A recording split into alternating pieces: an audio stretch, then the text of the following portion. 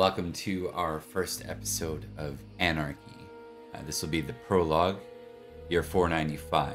We're calling it the Prologue because it's the same year that we left off.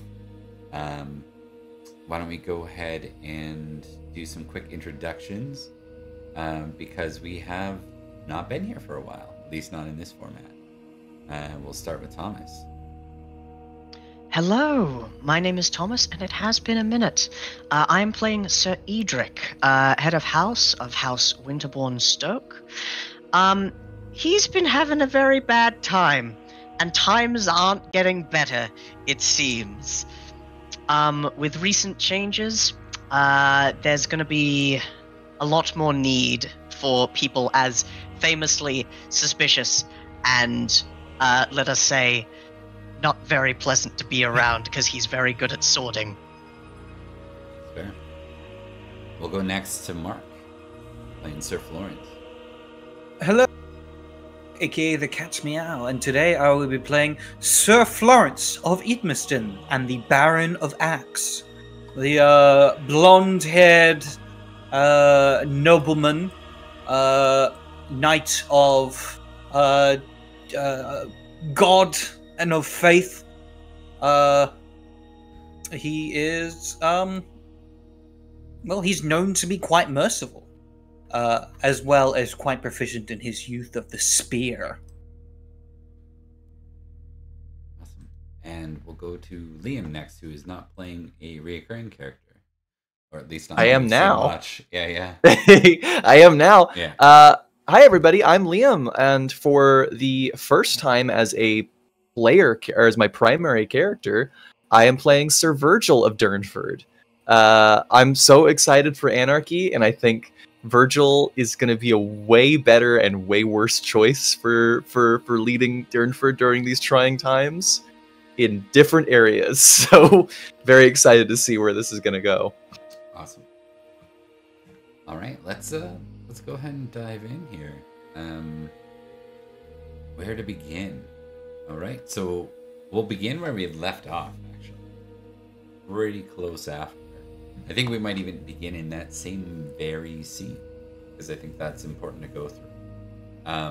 So when we last left off, the three of you were standing before Lady Ellen, and she had told you, so it was the three of you and Sir Leo and Sir Kibno, and Sir Bar.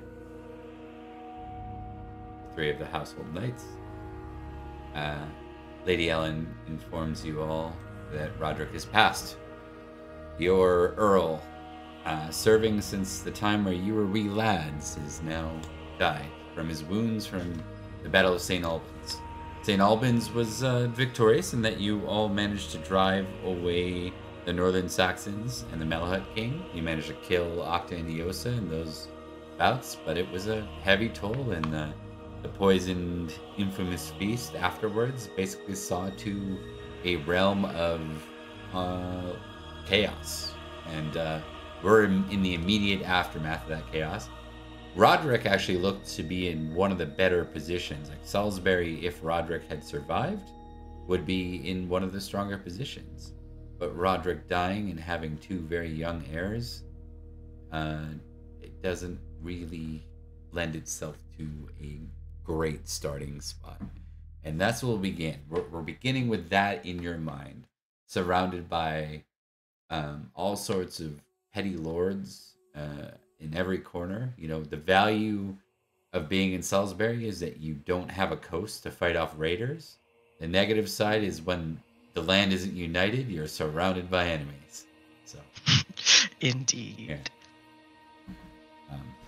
Yeah. But who's to say? You know, it could be called Anarchy because everybody gets along and plays nice.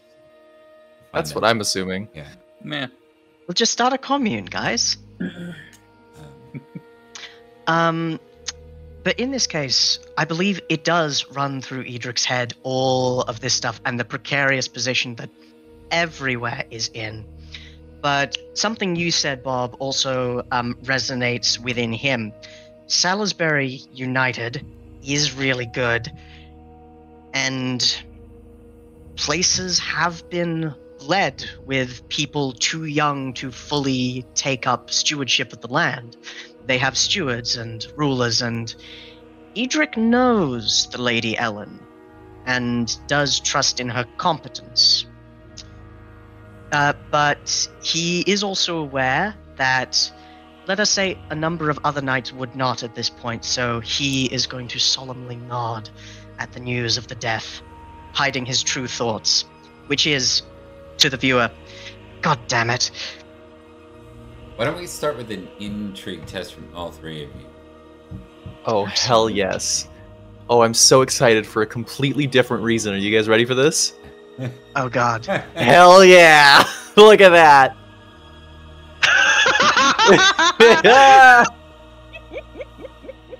We're back, peoples. We're definitely back. Guys. Okay, so I think for Virgil, it's probably him just not really. I think he's literally picking his nails with his dagger right now. Like, okay, with Florence, it's probably a bit different because Roderick meant something to him. So for once, this might be an actual solemn Florence rather than our foppish knight we typically see. I feel like he's been solemn for the past year. Yeah. He's had a lot of For tragedy. the past year. He's been going through a lot, and like the luster has drained from his hair. We'll get it back. You lost your wife, your lord, and your unborn babe in like a 12-month span. Also, not even like a 6-month span. Yeah. Also, the one who taught him how to be a knight. Oh yeah, His sire died. The king. This just erased King Florence's died. background. His prince died. He failed the oath he swore to Gorlo all those years ago. Yeah, it's not going well for him. Technically, his daughters are fine. He doesn't know that. Oh yes, that's fair. All right. That is fair. For Edrich and Florence, I want you to pick one thing, one trait on your sheet. Not trait. I should be very specific. One passion or character trait, like virtue, vice, on your sheet that you don't think is accurate, and add a D4 roll to something you think is far too low. So basically, if you're like, if you feel your chase is far too low, you roll on chase. If you feel your lustful is too low, you roll it on lustful, and it will offset the other one. On that note, I think Virgil, you had too many points in the chase lustful spectrum. Check that out quickly. that is entirely possible. I do. Yes. Yep. I think I had ended up upping chase, and I forgot to lower the other half. So Yeah. I assumed, but I didn't want to assume in case you wanted it the other way. I feel I could be more suspicious about Faye. But on a more serious note, I think because it is slightly less useful in these troubled times, my love sword of victory is currently 10, because we've gone through a great deal, and I sacrificed one to because of their actions against Uther back when he was fanatically loyal to him. But in this moment, as far as he's aware, there are only three, but one's insane, left of the Sword of Victory crew, and through this tragedy, it's very important that friends and allies stick together. I would like to increase that by a d4, if I may. Give her. For Sir Florence, I would like to increase his deceitful. Because I think with everything that's been going on, he's had to lie to a lot of people about how he's doing. Like whenever people ask, he's like, "Oh, I'm doing fine. Everything's fine and dandy." He's just trying to keep up a positive appearance. There's no depressed stat, unfortunately. Exactly. Yeah. I think he's growing a little bit more. Being. Yeah, I think he's growing more into he's learning more how to become a practiced liar. He's getting used to it, to lying to people. Roll d4. All right. I will accept. Very nice. Okay. That's now a 15. All right. So with Sorry, you're good. I was just going to say, with our first order of Pendragon paperwork dealt with, we'll move on to the actual dramatic scene. Now, I think Virgil is here predominantly because of his brother's position prior, and the fact that he's the regent for the house. What do you all want to do or say? Oh, sorry, I gotta get back to the intrigue. So for Thomas, you realize that I think Edric's the only one that really comes to this immediately. Robert, which is Roderick's son, is like a few years old. His daughter is like not even teen yet. She's on the early side of the tween years. And I have these years, but I don't think you would have them quickly in your hand. That's why I'm saying it. Yeah, exactly. And then the Countess, well respected, isn't respected as a military mind and leader. Not yet. And so I think you're looking at this and realizing, are the Knights of Salisbury going to throw their lot in with this? That's something that I said at the beginning. There are people who would not, and so Edric's waiting for those voices to make themselves heard. He, in the absence of something better, he can work with Lady Ellen. He likes her. Okay. Well, you have Ellen in front of you right now. Is there anything in particular you guys want to do or say in this moment? Edric will say, "I'm sorry for your loss, my lady.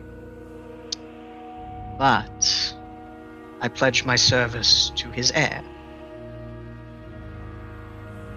And I will stand with Salisbury and with you." There will be a formal, pledging, probably, you would imagine. Yeah. But you are giving your word right now. So any revoking he's giving his word right now. Would be a hit to honor. Just a note. Hit to honor, hit to reputation. Look. If something goes wrong, the people who are important will be dead anyway. So. With that said, is there anything Florence does in turn? What's Florence's reaction? Florence takes a moment to think on it, but is very quiet, very still before he looks up and goes, "As you have the condolences of myself and of my house, it is sad to lose such a good man.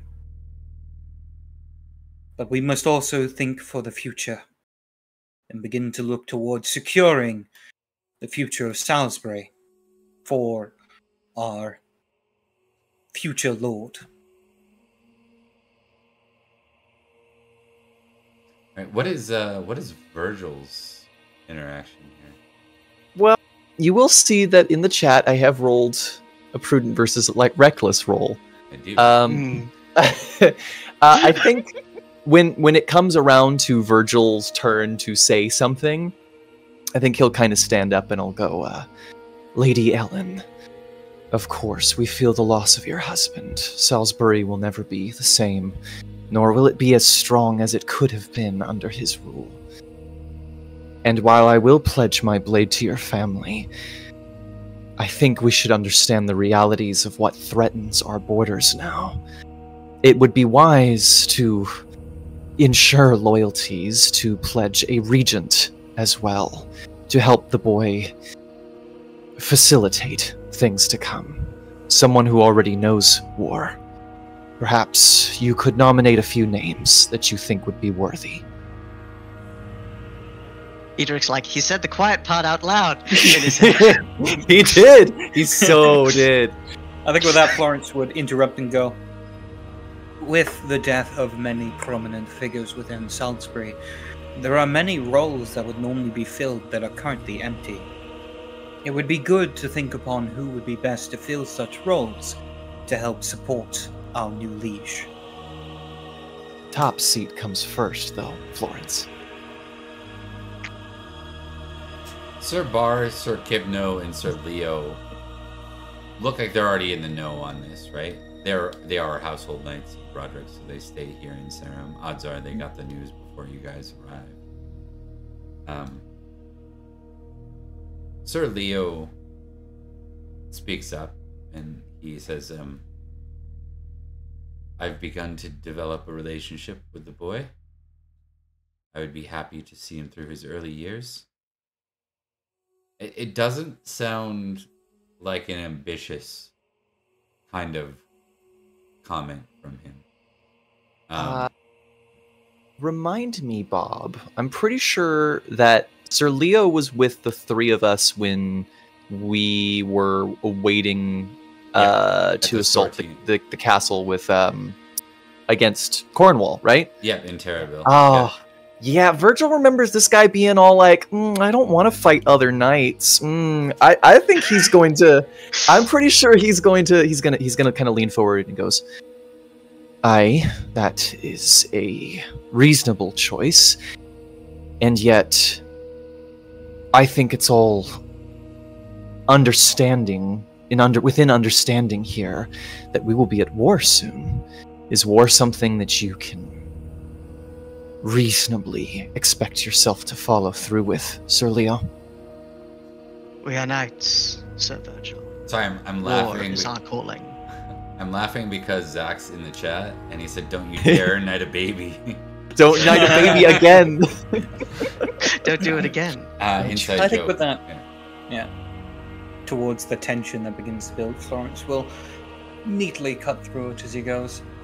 Perhaps, Sir Leo, you would serve well as a teacher to the young lord.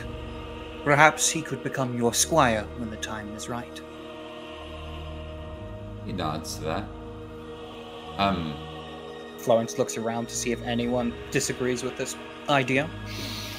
No. But like people start chiming in, like Sir Bar adds in, he goes, "There are at least 2 castles unfilled at this point. They will need new castellans. The late Lad in Vagan Castle. And True. the late We all... and he says the late Mig in Tilshead. Has there been any word from Sir Jaren? Does he yet live?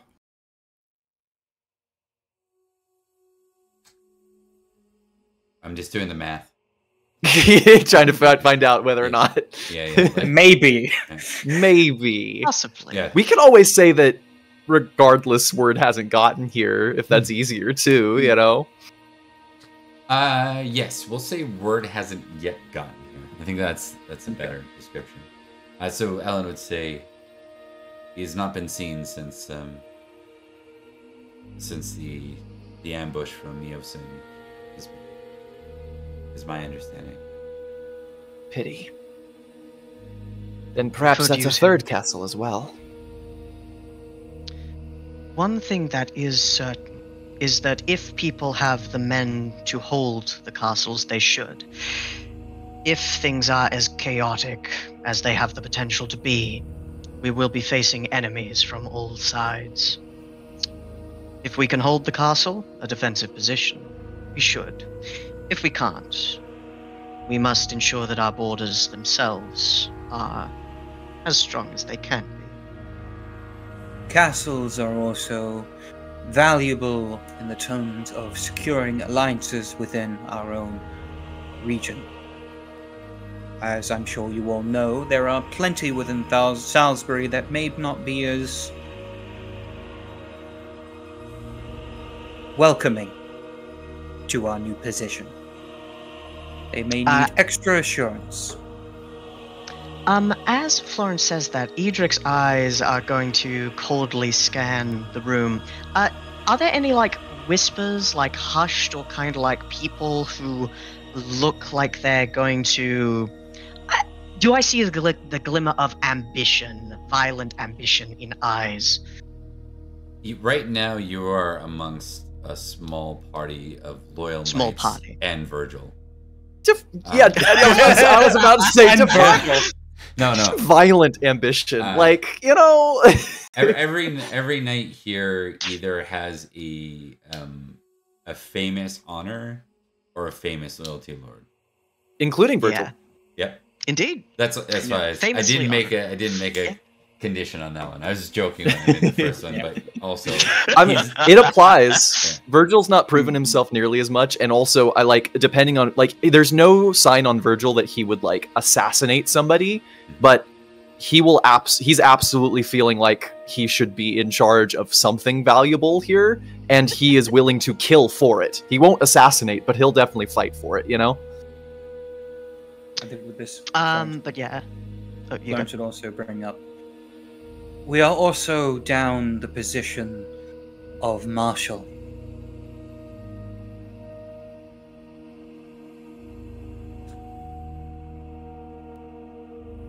that intrigue test everybody on that comment. Oh, I'm so excited about intrigue tests for an entirely different reason now. Hey, if you'd gotten what I rolled, you'd have. Yeah, I would have critted. Hell yeah. Hey. It's possible. Because Virgil failed, take a battle test instead. Oh, he's not good at that either. Oh no, okay, I thought that's right. That's Perin too. Yeah, Okay. Perin was a strategist. Virgil is a brute. Okay. So, yeah, I think in this case, what you get from that, both Florence and Edrich, when you're talking about the true power, like behind the military mind, that is a martial position. And of that, I think Ellen will speak up and she'll say,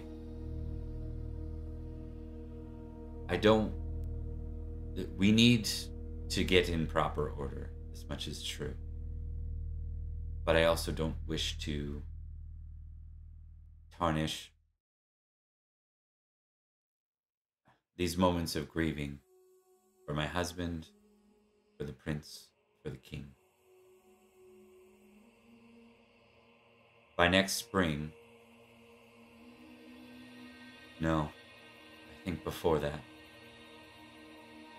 I will announce the opportunity, perhaps at Christmas court. She seems like she's coming to this idea to get, like, on the fly, because she hasn't had a lot of time. I will offer an opportunity with Robert dressed and ready for those to swear their fealty. Should they not, well, it will become clear in public who plans to support Salisbury and our current line of Rhodri, and who at least hesitates to do so. And for those who have other designs, the disease must be cut out quickly. A fine plan, my lady. I think Kibno speaks up at that point, and he says, and if the disease is half the Knights of Salisbury, do we cut that as well? He looks at Edrich challenging, I think, in Edrich because of Edrich's recent reputation of dueling his way out of every fight. Every disagreement, No. even. Fighting his way into every disagreement. Yeah. Edrich will say, a sword that does not belong to a knight is no ally of the state. If they would be turned against us, a fight is inevitable, one way or the other. Above all else, however, we seek unity within Salisbury, and we will do what we can to make that a possibility. Through one path or another. Traitors meet death. Oh god, I love it. We got nice, mean, and in between. Alright, I think that's a good, like, moment to kind of wrap that scene on. It's kind of like, that's where we'll close that scene. I do imagine it's like we're all like, let's not get to that, but yeah, we'd kill them. if we needed to. Absolutely. Would you kill half the Knights of Salisbury? Gladly. I'd kill half the knights in this room, Sir Kipno. I'd kill you if I had to. Are we saying that? Is that an offer? Are we offering right now? Because I mean, Kipno, I haven't forgotten the slights, perceived and real, that you have done to me. All right, we're gonna. You wife kidnapper. We're gonna yes. cut into some new plot pieces as y'all return home. Gotta transition this for the actual.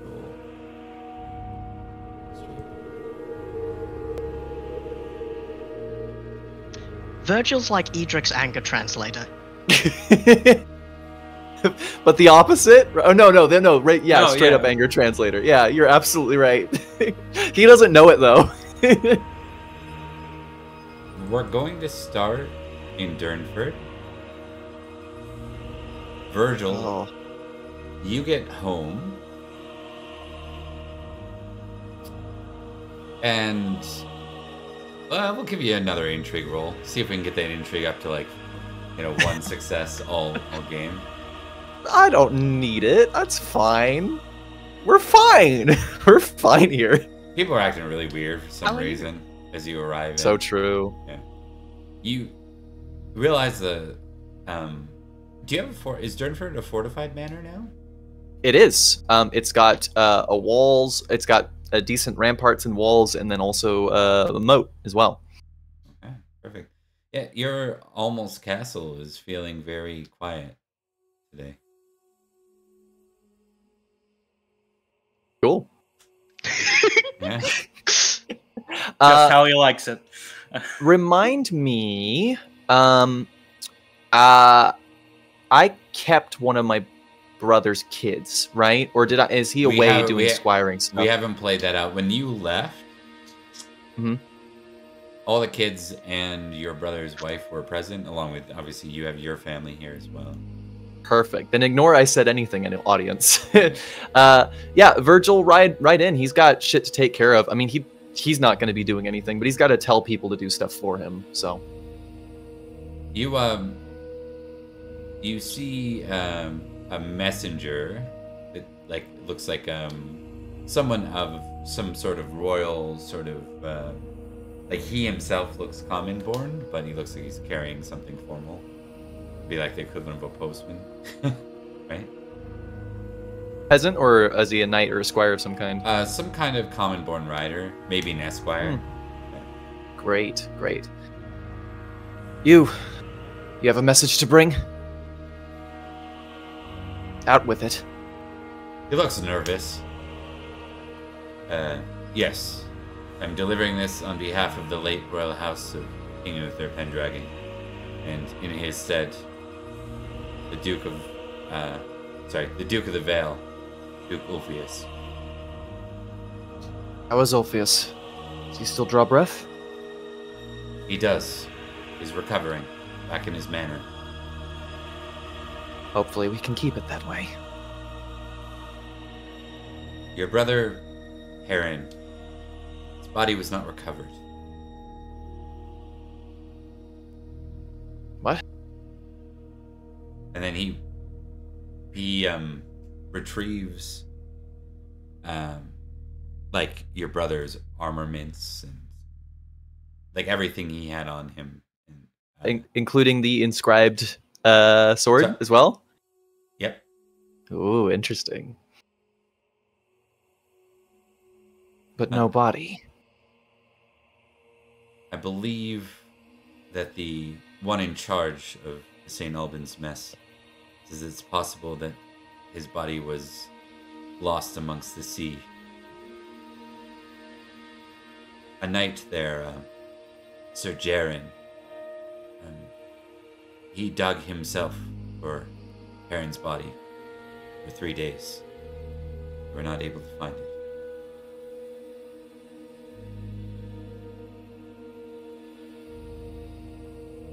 Good to hear that Jaren lives, at least.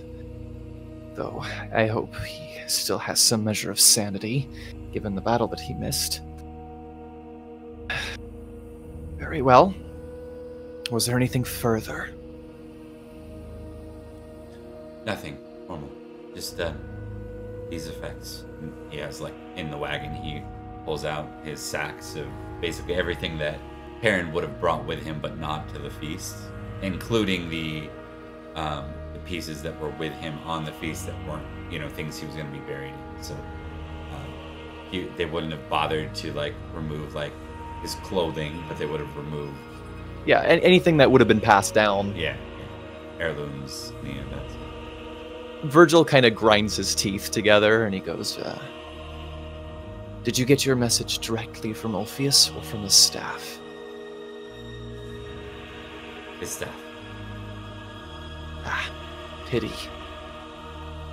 Very well. Here. And he takes out a couple of whatever the minimum coinage is and hands them to the traveler and he goes, thank you for your excellent service. Just doing my duty, my lord. And he nods and heads off. Aye. Aren't we all? And he'll collect the stuff and start dragging it into the manor itself. Okay. One of the waiting staff stands for you awkwardly as you arrive. You. Help me unload this thing. I want to get it set up in a display somewhere visible. Hang the sword above the armor. Quickly. He nods and does so. And then we haven't really had on screen Virgil's wife at all, have we? No, we haven't. Virgil has a kid, yeah, I believe. Maybe two? Yeah. I'm gonna pull that up right yeah. now. But yeah. I got it written down somewhere as well. Holdings. We got it in the echo. He has a daughter and a son, I think. He's not the one with his doof, is he? No, that's... No. That was absolutely Perin. Who else would name his son Doof? Okay, we'll have to update the Virgil's kids stuff, because I don't have that on here, but I remember him having a couple. Yeah, he's definitely had, I think he definitely has at least two, and the first was a son, I'm almost certain about it. As for what year, it was pretty early on in Perin's storyline. I'd say like year 2 or 3 of that, so he's probably decently old now. Probably older than Perin's kids, Perin's firstborn. Right. Not squiring age though. Pretty sure. That's true. Your wife, Canaware, is present here.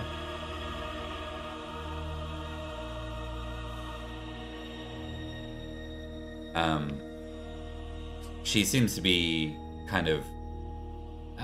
What would you say her relationship with Virgil's like? Like, this is your character, so how would you find out? Shall we? Let's look at some of my stats. Let's see. My flirt is 2. My romance is 2. So I would say overall this was likely political marriage stuff, and Virgil has very little interest in her. His lustful is 7. Yeah, I'd say she's purely his wife, and that's it. Like, there's no friendship really there, you know? Yeah, so she would be standing in a way that looks like, and we'll just allow you to pass this because it is someone you're aware with. When things don't go well or she's got bad news, she always kind of just hovers and waits rather than addressing you directly, where when it's good news, it's direct. And she's hovering this time. Something I can assist you with, wife. Right before you left for Sarum, Lady Bronwyn had gone out with the household knights, Karanik, and my understanding was that they were going out for a picnic by the river. They had brought the kids with them.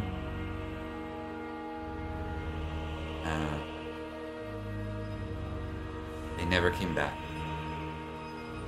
I sent riders and some commoners to look. And they were found. It seems they've taken up residence in Berwick St. James. His eye twitches a little bit. He goes, "How very proactive of you. It was wise of you to do so.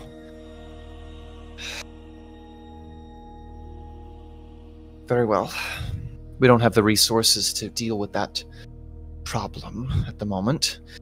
We'll have to wait until whoever our new count ends up being and his regent is assigned. After that, we'll see about reasserting some pressure there."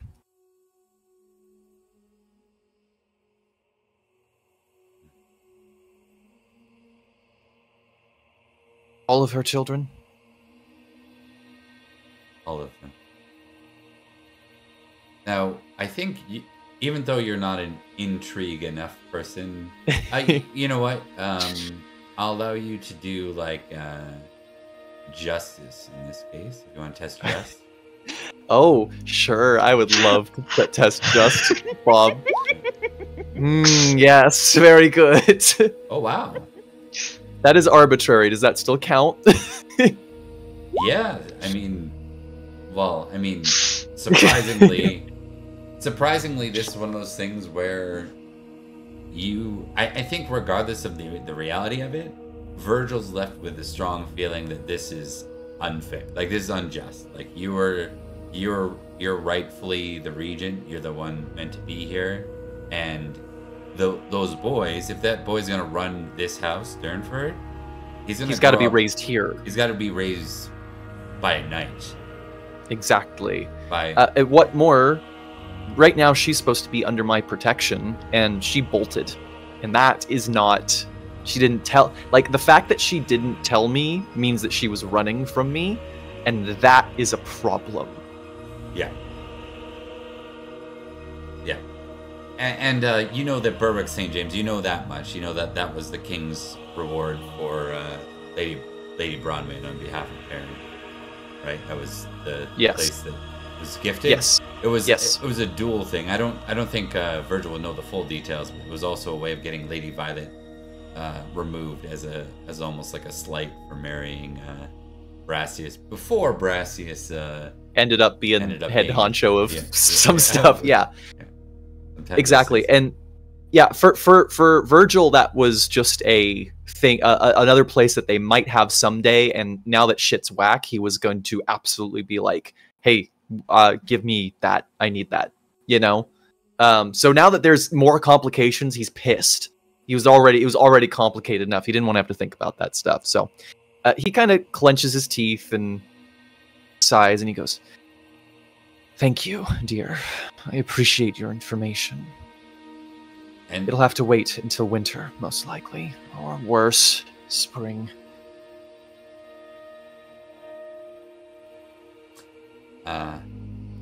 She nods and says, "Winter. I agree." Like, she's not afraid, I think, to voice her opinion in the relationship. Yeah, Virgil's not mean to her. He doesn't consider them friends. Yeah. I think they're like good business partners. That's the opinion. Yeah. And neither are connivers, though. Like, neither are like high intrigue characters. God bless. All right. We'll turn away from that for a moment. We're gonna go to. I'm just trying to remember what I had for Idmiston here. I'm gonna go to Winterbourne Stoke because that's hot on the brain right now. Oh, that's a good sign. You have a guess that comes your way. A rider is said to be, or a entourage is said to be riding this way. Indeed. Well, there is much to do, but Edrich will answer it. He is nothing if not hospitable. Okay. We're gonna go back to camera scene here. And I think you quickly recognize some of these folks as they make their way towards you. You see a very prominent couple and a number of knights that accompany this couple. You see Sir Brassius and Lady Violet. Ah, lovely. Yeah. The lamb comes to the butcher's shop. Yeah. You see with them a number of Uther and Madoc.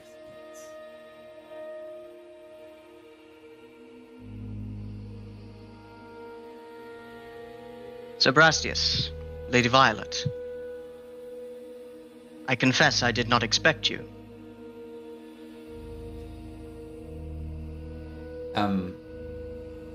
Lady Violet just nods to this, and Sir Brastius is the only one that kind of rides forward a bit.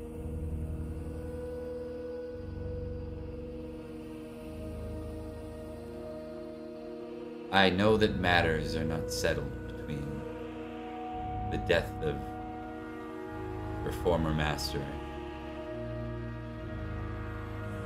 I know that I have my own feelings for you, the one they call Duke Slayer.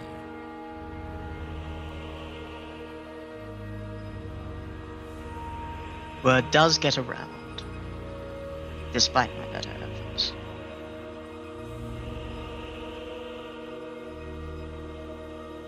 But I come to you here to ask for your hospitality.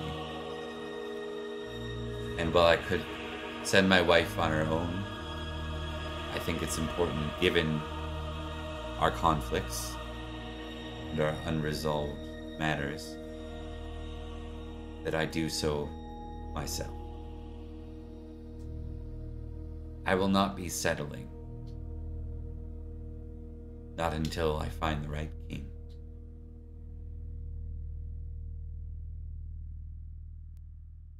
We do indeed have our differences, much unsaid due to decorum and our former bond as knights under a liege lord.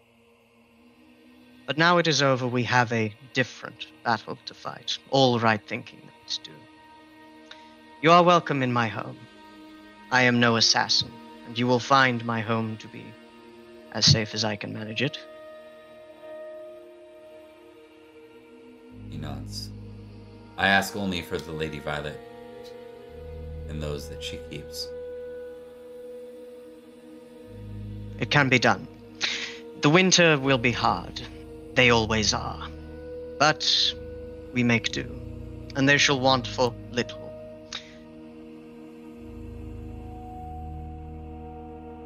I will send to you then the cost of her living. Expected in the spring each year.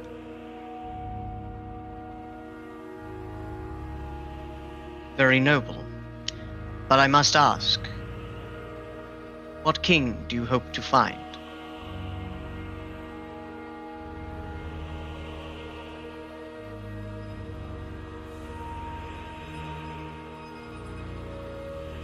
He looks down.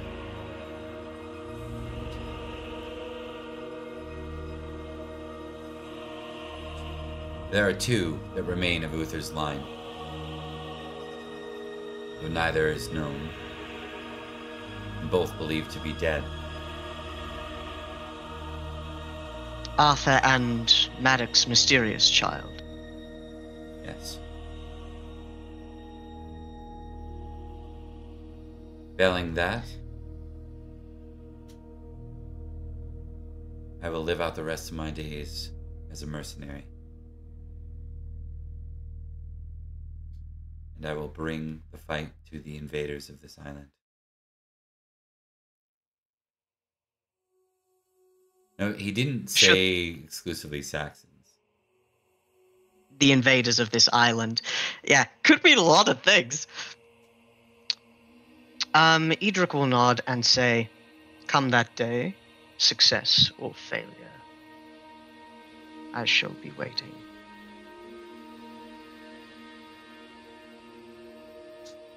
Lady Violet will ride forward, and she'll kind of smile at Edrich. I think they got along okay in the. Yeah, they got along fine. Like the biggest conflict between them, and Edrich doesn't have a problem with Lady Violet. Edrich just wants to murder Sir Brastius. But he does nod and say, "For tonight, at least, you are welcome in my home. Though I understand your quest drives you elsewhere." He says, I'll speak with the Lady Helen and pay my respects before the funeral. But I'm sure I'll see you at the king's funeral. Indeed. That will be complicated logistically. He shakes his head as in his own mind he's like, oh god, everyone's gonna be stabbing everyone.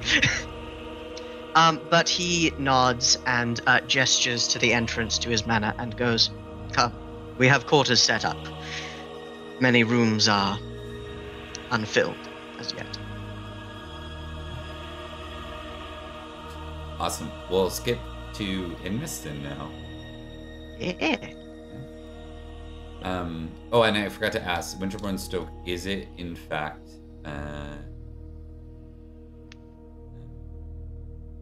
sorry, I'm looking for the word, fortified?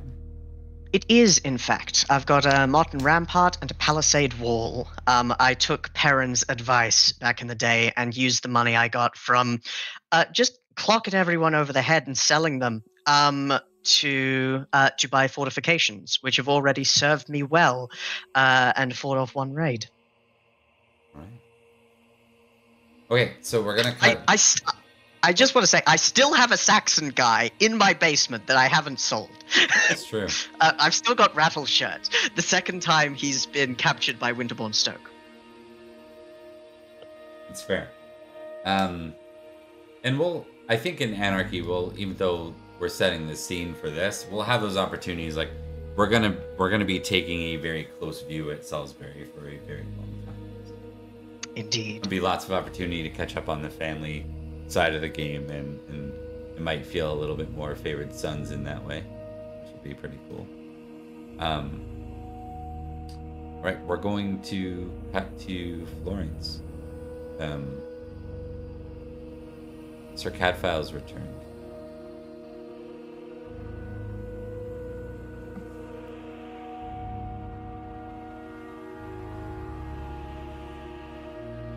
Right. In which case, Florence would probably want to speak with him. Brother? Brother? I hope you have been well, but I do not know if that is a possibility in these times.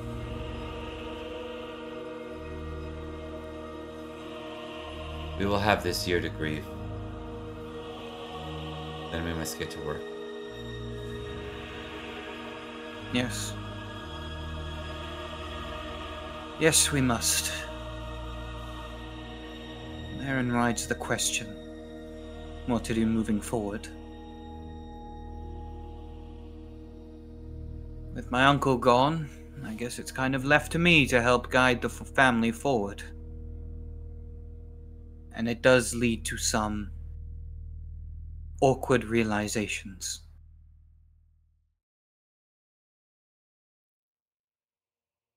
I have a letter here for you.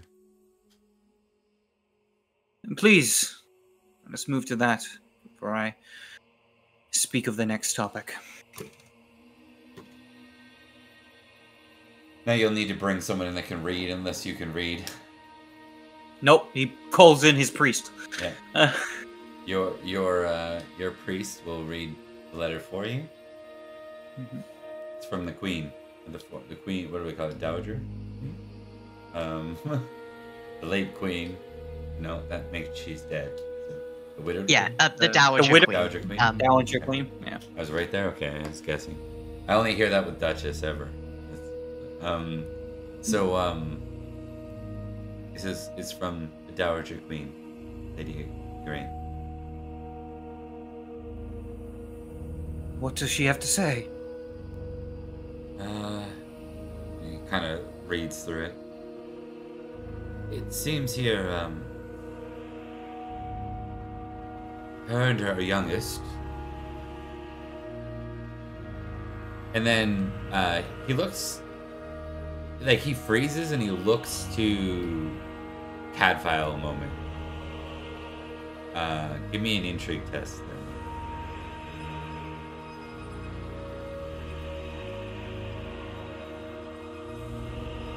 Fumble. I don't know shit. You're just like, I think he's- you're almost like impatient probably with it though? Yeah, I think it's because like thought that she just disappeared or died. He's like, get on with it. What does she have to say?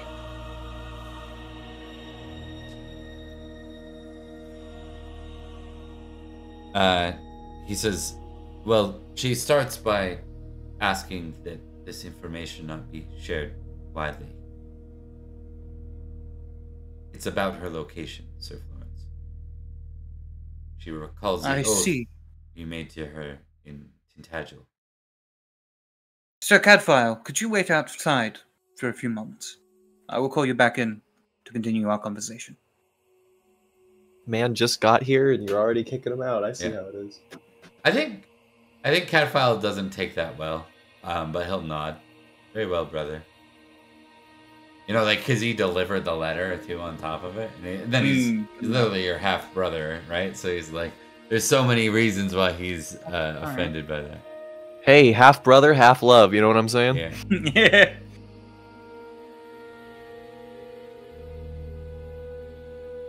She is nearby. It seems that she and her daughter are staying right here in Salisbury. Here in Salisbury? Whatever for? The Dowager Queen has retired to Amesbury Abbey.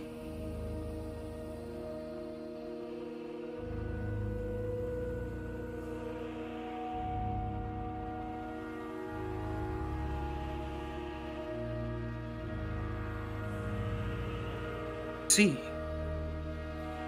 What else did she say? Does she have any other information? Only that they are safe, and she did not wish you to roam the entire realm seeking her.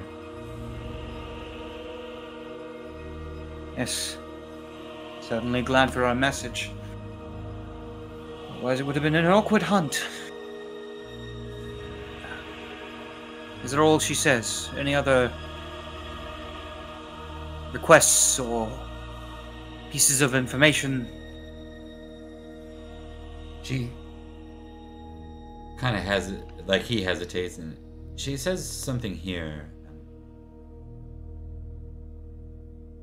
She believes her eldest daughter to be still vengeful for what took place in Cornwall. And given your oath, she names your duties to her daughters fulfilled. At least the eldest two, who are married.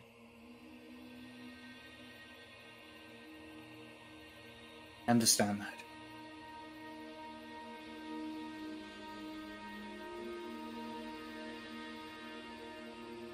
I see. Now, she doesn't directly forbid that you go to see her, right? Yeah. But she also doesn't ask for you to. In which case, yeah, Florence would be like, is that all? Any other information that needs to be known?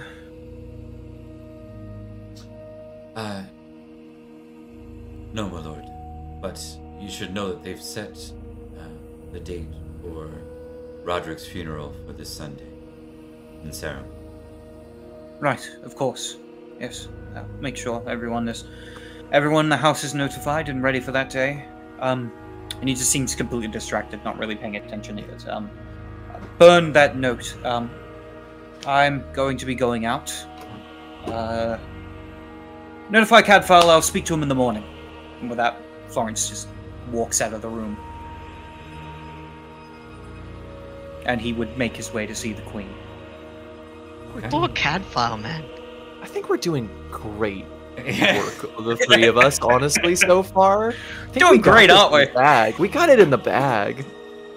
Honestly, it's fabulous. Like, the only thing that could ruin Edric's position is if he gets murder happy, and how likely is that's going to happen? Oh, not at all, I'm sure. It's great because the conversation you're going to have with Cadfile was about him being a bastard, so... Ooh, it's awkward. All right, we'll go real quick. I think for that, real quick, we'll follow Florence to the Queen. Well, unless it's off screen, like, is there anything in particular you want to know what to say to her in this moment? I think Or should we leave that for more specific? we'll probably save it for more specific things, but it's kind of thing where he goes incognito to kind of confirm that he still wishes to uphold his promise to the Duke, and also to say that to Morgan, to kind of confirm his oath to her. You'll note that Morgan, this year in particular, is starting to appear a lot more like a young lady. So she's probably, based on what you can glean, maybe 12, 13, somewhere in there. Yeah. In either case, he just confirms his oaths, is his main thing there. And you do that in front of both of them? Yes. Okay. Definitely. And he makes sure to do it all secretive, so, Yeah. no one knows where he goes. He just disappears that night. All right. God, hate to be the target of their vengeance. Well, with that, I think we'll go to the one we used, I think, for the trial previous. No. Don't worry about it. What do you mean that's the wrong trial? What is that supposed to mean? Like I said, don't worry about it. We're fine. We're all fine here. How are you? All right. In all seriousness, I'm going to take a 2-minute break here, and we're going to continue with back with everyone together at the funeral. See you in a minute. Absolutely. All right.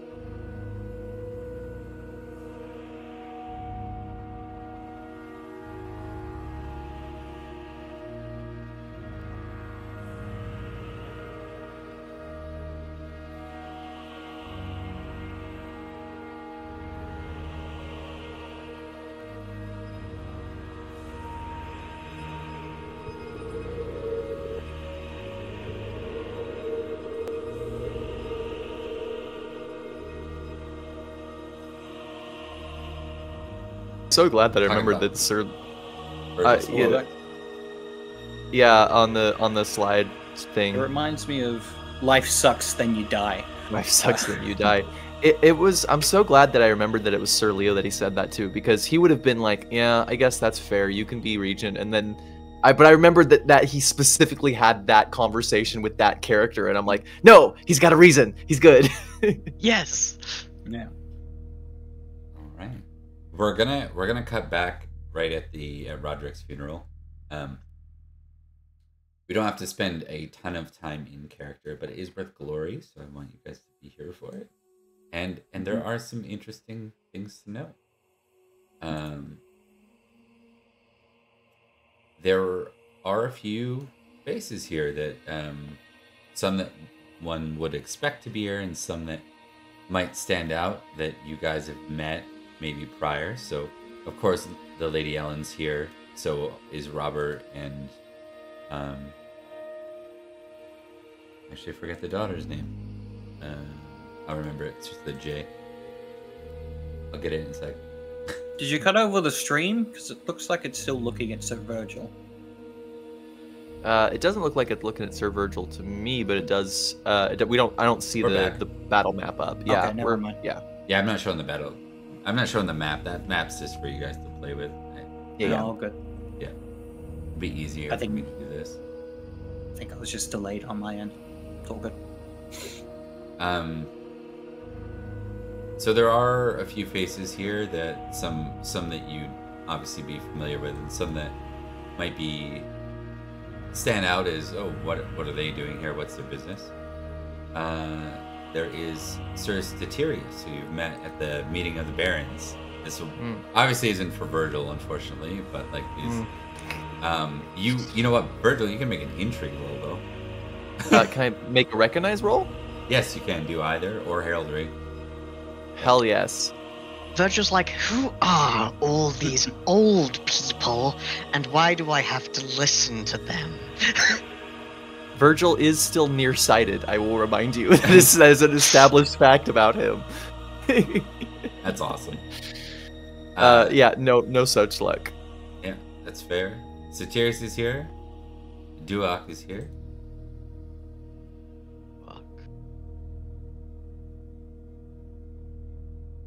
Oh, so Remember Duak, him?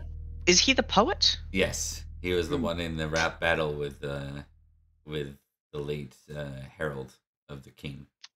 Sir I was Duwop. I was trying to remember who he was, but now I remember him. I remember that I like him a little. A little. He did insult me, but also we share the same love of composing.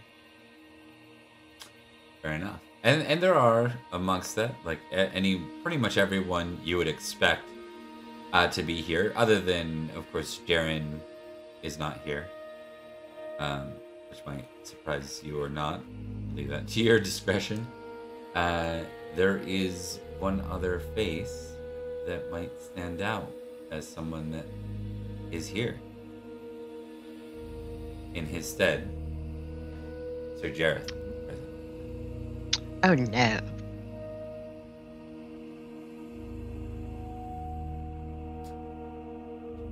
The processions are sad. They're very British Christian. They speak of Roderick and his father before him. And his father before him. They speak of Salisbury. And what it means to be of Salisbury.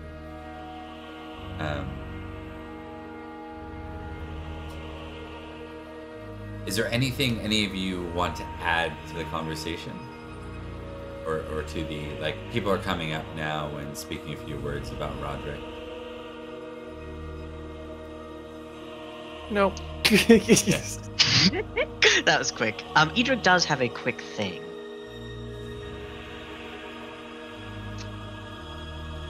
We'll say there was a time, for as long as I can remember, that I could not imagine Salisbury without Sir Roderick at its helm, despite knowing the mortality that all face. We all go together where we all go alone. and we will carry on the work that Sir Roderick himself continued.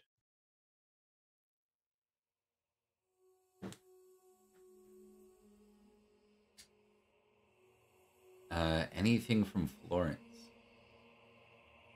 Florence would. He'd say a few words, simple as they are. As it'd be just along the lines of, Sir Roderick was not only a fine earl, but a great man and an amazing knight. The world is surely dimmer without him. However, it is through his legacy that lives on, through his children, and through us all. This is a time for us as Salisbury to grieve, but we do so united in the knowledge that we will stand together to protect our families, our homes, and our history. I want you to both test me oratory, and I will give you a +5 bonus each because you both did a good job with the in-character part of it. Thank you very much. What's my orate? I would like What to roll has- my passion of Loyalty Lord. I would like to do the same if possible. I'll allow it. Something I should warn you about for the future too. Right? Okay, we might see that right. No, Something we should warn you about right now. Something you should warn us right now, right this moment. It's not a session unless Tom. Actually, I don't think you are in. You're not in. Not in Madness. Not madness. Not in madness, but I may be in melancholy. Let me very briefly check the handly-dandly pinned. Good Yeah. lord. So 15, I think you're okay. Failure's no result. So you're Yeah, the 16 and higher is melancholy, and then madness is an exalted. So No, I am No, on 15, fumbled. and it is a fumble, so I'm in Oh, melancholy for 1d6 it's plus 5 15 or days. higher. It's a fumble, That's not a fumble. failure. Yes. only for fumble. 15, only for 15 or fumble. lower is fumble only. Gotcha. Yeah. Okay. Yes. Bummer. Now, the bright side is I gained 25 glory, so that's going to be the first thing put into the glory tracker. This is what we call a speed run. Where is the glory tracker? You haven't had an episode, I think, in all of Fall of Uther, maybe, without being in melancholy at some point, Thomas. I know. Yeah. know. Goratrix had such a good time, and Edrich just absolutely isn't. So we got Florence, we've got Virgil, we got Edrich. You might as well make Edrich your had roll there, 25. Mark. Oh, perfect. Success. Okay. Now, I don't have to minus it for this roll, right? You do. It's not called melancholy, it's called something else, but you do have to still take the minus for this roll. It's -5. So Okay, it'll offset your +5 I gave you. Right? So you're just rolling flat. yes. Oh, hey! Hey! There you go. So you can tick orate, and so can Mark.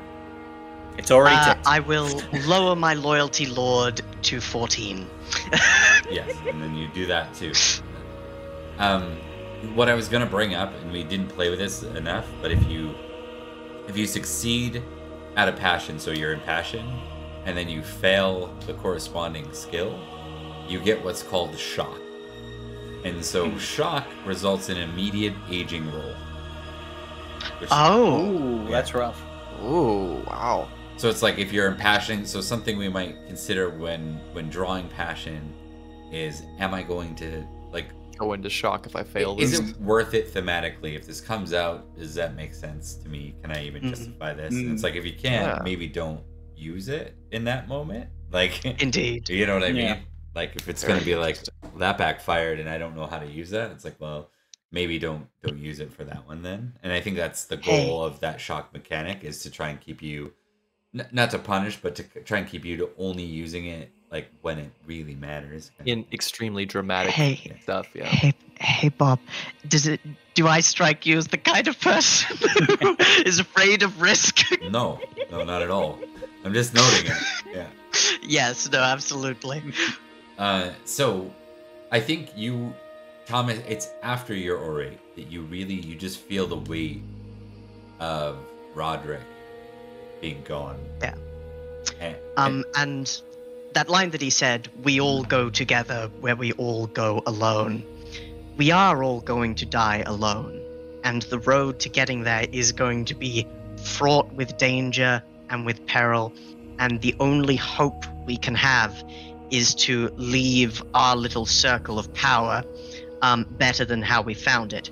And Edrich so far failed. He took a relatively middle of the road, like small county, and right now he's the only one steering that rudderless ship into the dark and stormy area of chaos, and he's going. So just to be clear about this too, like I think this needs to be about Perin and maybe even Jaren not being here. Because didn't you just up your Sword of Victory? I did, straight up. There's only half of the Sword of Victory here, and yeah. And one's gone permanently. Yeah, One's dead, and one's doing his own thing. Couldn't come enough to to where they the didn't show up funeral to of his the- liege lord. Yeah. Yeah. Exactly. You're good. You got it. So Even as just a regular knight, he's lost so much, and only some of it was because of him. Only some of it was his own doing. okay. I think Statirius is the next to come up and speak. He says, just simply, I want to pay my respects formally to the children of Rhodri and to his widow. Lady Ellen, you come from good stock. So long as I hold the 100 of swans, know that you will have its support.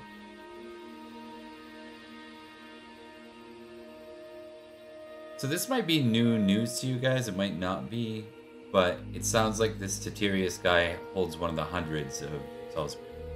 And you kind of remember that there were actually some barons that not every 100 owes its support directly to Rhodri, which isn't a problem when there's a king, since you all owe to the same loyalty.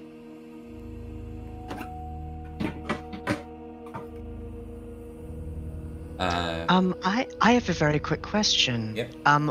What were in life Roderick's famous traits, hypothetically, provided someone wanted to make a compose roll at -5?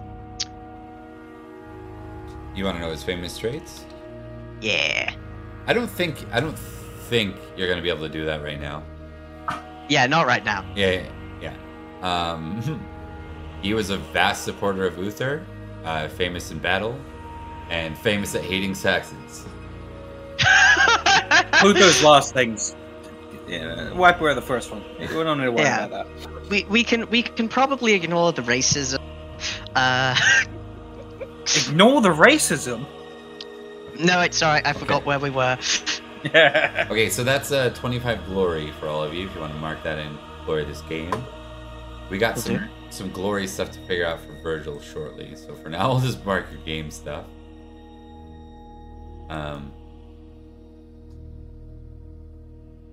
I'm gonna assume that Virgil's at 2,000 plus, somewhere in the 2,000 range when we get to it, and then I've got some ways to math out what his glory might be. Yeah, the additional. He's been in 2 battles on screen, and then off screen, there's been things where he might have been garrison and all that, and I think we have ability to roll some of that up till Anarchy. Then those tables go away, and I gotta start creating stuff on my own. But also then it becomes like the times of Arthur, and things change a lot.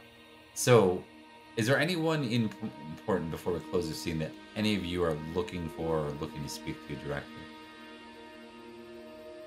In other circumstances, maybe.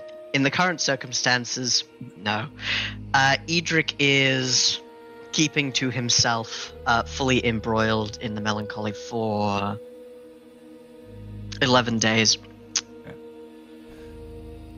I think Florence would approach Statirius and kind of be like, we should keep in contact, as they're both barons and seem to have loyalties towards Salisbury and their lord, or the Lord of Salisbury. Okay. He would. I think you guys spoke positively previously. Yeah. So He was instrumental in trying to clear ties between Salisbury and Silchester, Yes. trying to create an alliance there. And I imagine Virgil's over it the moment it's done. Yeah, he's barely present. I mean, he respected Roderick, but he didn't have a real relationship with him like his brother did. Yeah. So, for the entirety, I'm not sure Virgil has an easy time feeling empathy for people's grief. So he's just like, he's just kind of like there, and he's like, yes, sorry, you're sad. Yeah. But I think in a lot of ways, this is kind of an annoyance to him. It's a necessary one, but the thing that he's looking forward to is figuring out preparations for what comes next. Totally. All right. Speaking of what's next, we're going to go on a slight tour to another funeral. The next thing in order before the warm season is up is the funeral of the king and the prince. I'm just gonna bring us over here just for the thematics of seeing the background. So you are at Stonehenge. Madoc is laid beside Uther, and Uther is laid beside Ambrosius. Now you'll recall that Duke Orlo was actually laid on the other side of Ambrosius. Aurelius Ambrosius.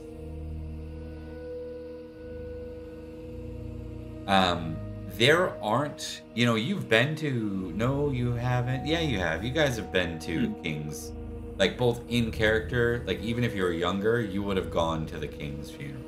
You would have gone to Aurelius Ambrosius' funeral. This is very different. Short of Salisbury and a couple of other figures, Brassius is here. There aren't a lot of foreigners here. Ulfius himself is not here, but Ulfius sends his son Ufo, if you recall Ufo, here on his behalf because Ulfius is still bedridden. He cannot move. He cannot survive the trip here. So, still in the process of recovering. Is there anything anyone wants to do as far as looking out for anyone or speaking to anyone? If not, I think it might be good to do a little in character with three of you kind of around each other or something. That sounds like a good idea. Yeah. It's a short little bit, and then we can close it out with 100 glory. I think Virgil's kind of leaning up against one of the stones, looking pretty bored. And mostly his eyes are up at the sky. He seems to be counting constellations that he recognizes, if he recognizes any of them.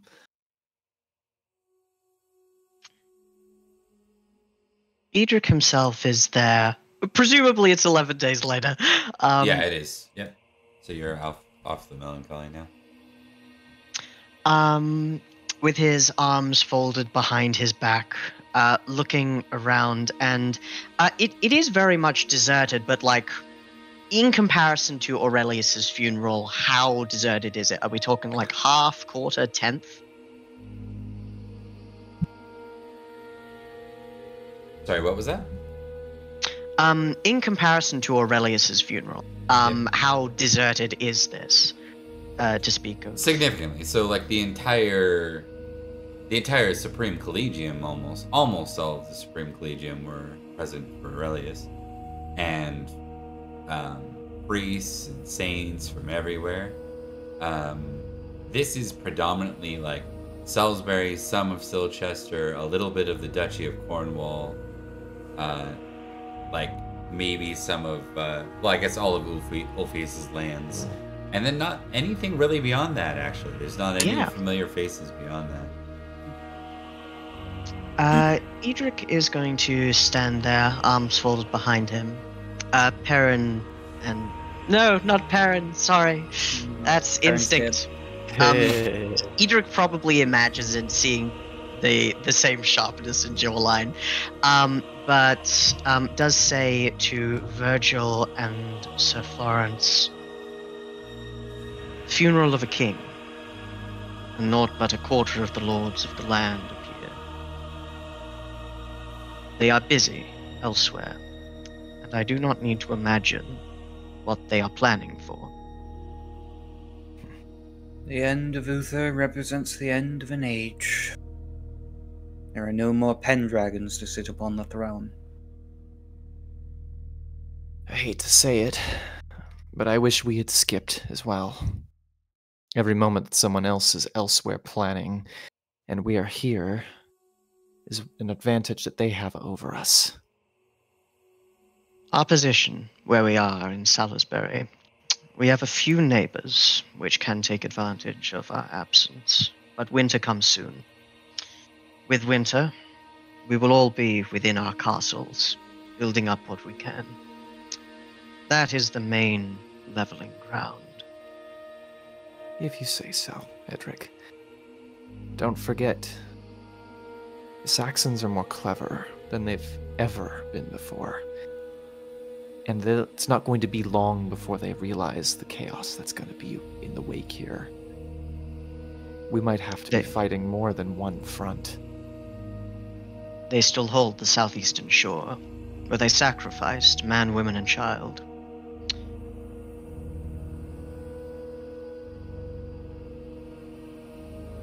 There is much to do, and it seems that, well, a good 8/10 of the realm thought much the same thing. You know, they say it's bad luck to talk politics at a king's funeral. Do they say that? I do, at least.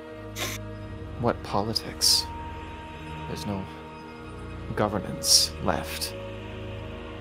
What we're talking is survival.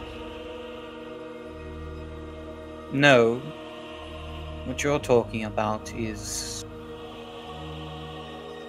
chaos. Surely you should have higher opinion, men. Maybe not Saxons, but I'm sure others in these lands.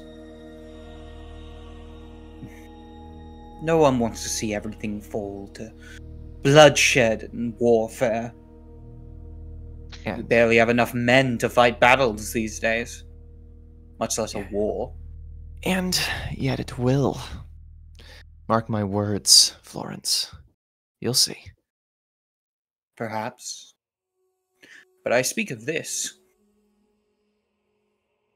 Today we lay King Uther to rest.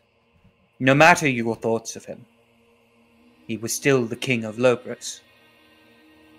Though there are many who may have disapproving thoughts towards him, cannot deny the man that he was.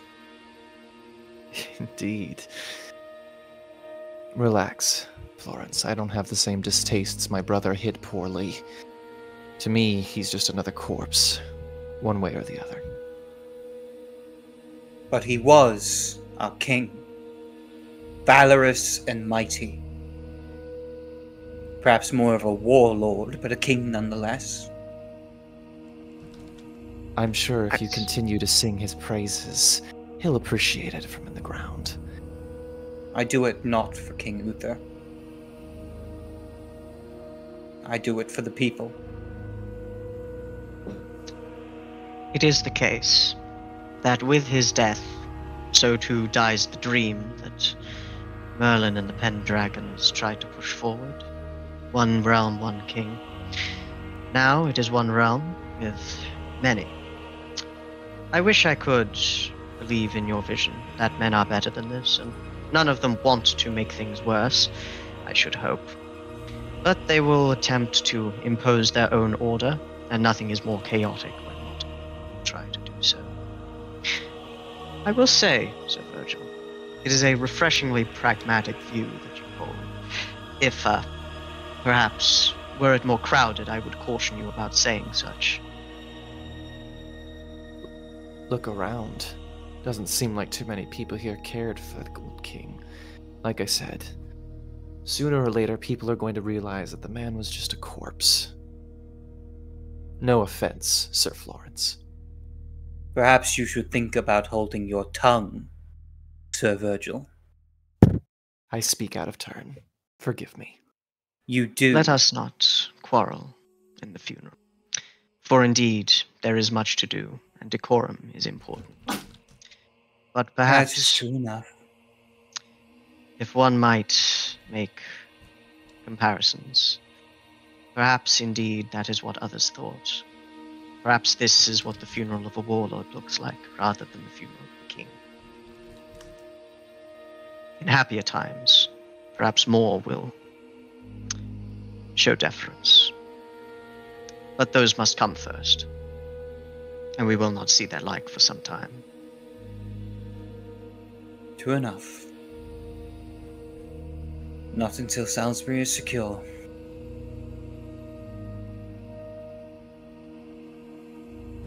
Alright.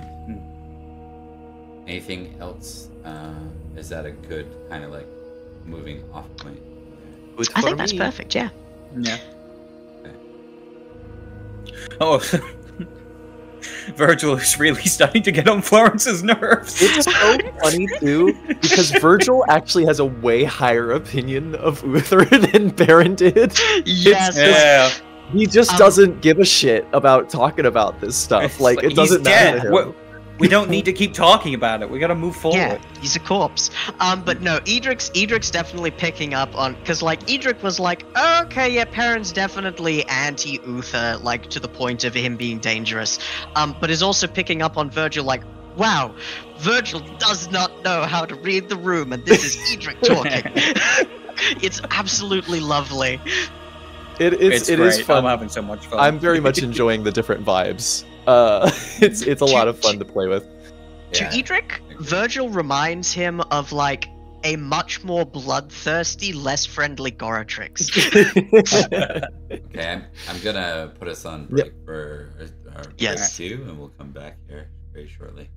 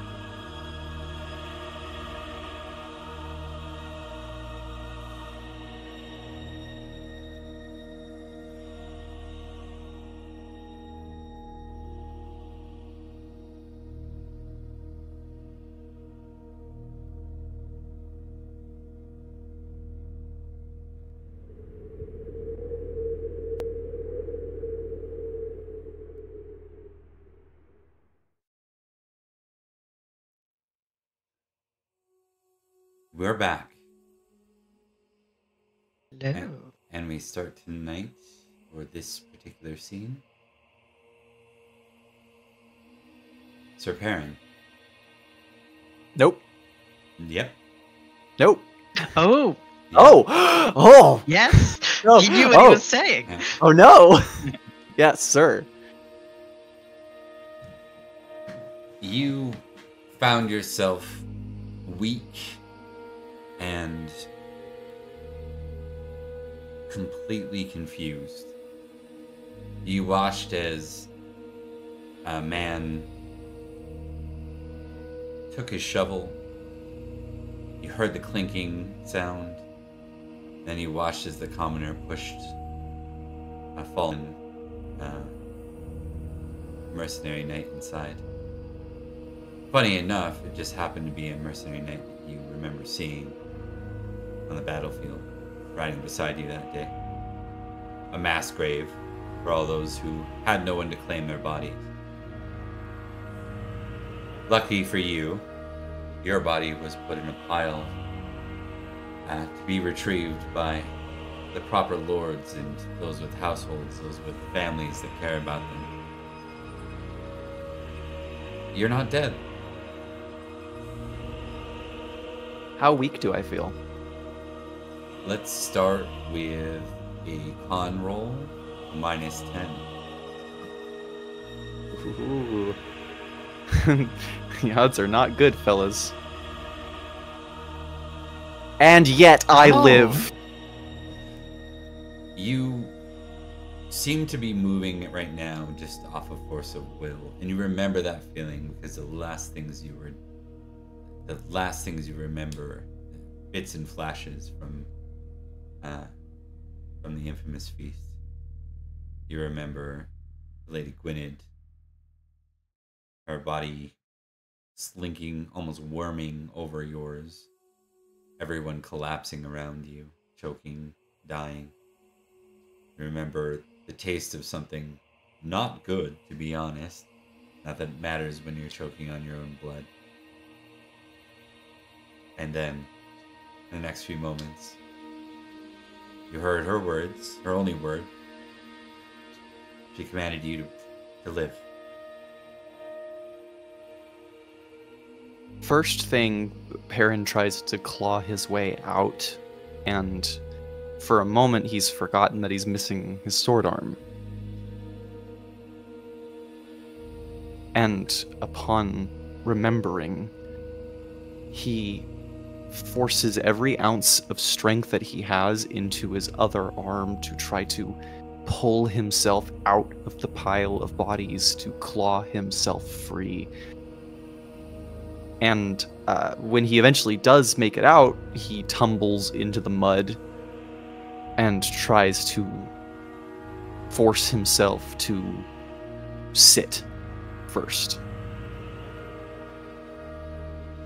Give me an energetic test. Let's see how long it takes Perin to get out. It's going to be a single roll. I was going to say -10. Oh, well, that would be a fail then, sir. It's all good. So, we'll go off of it this way. It's not entirely that you aren't able to get yourself out. It's just it takes way longer. It's not the body's weight, it's your own control of your own body that feels like you're not completely in the driver's seat. Like I'm wading through mud. Yeah. And you end up climbing out, and I think you do take a seat because it takes everything in your power to do so. You hear the commoner continuing to shovel away, and you hear the shovel stop. He starts to climb back up.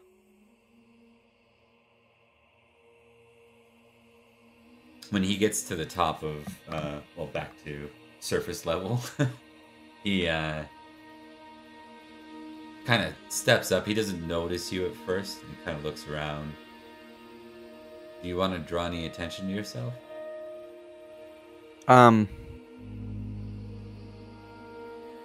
Well, I think Perin's understanding that his own ability to move is hindered right now.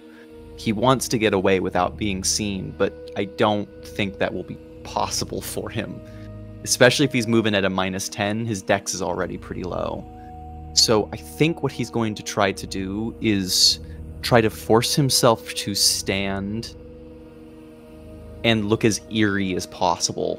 I think he wants to convince this commoner, if the commoner sees him while he's trying to escape, that he's a ghost rather than somebody who survived. Perfect. All right. With that in mind,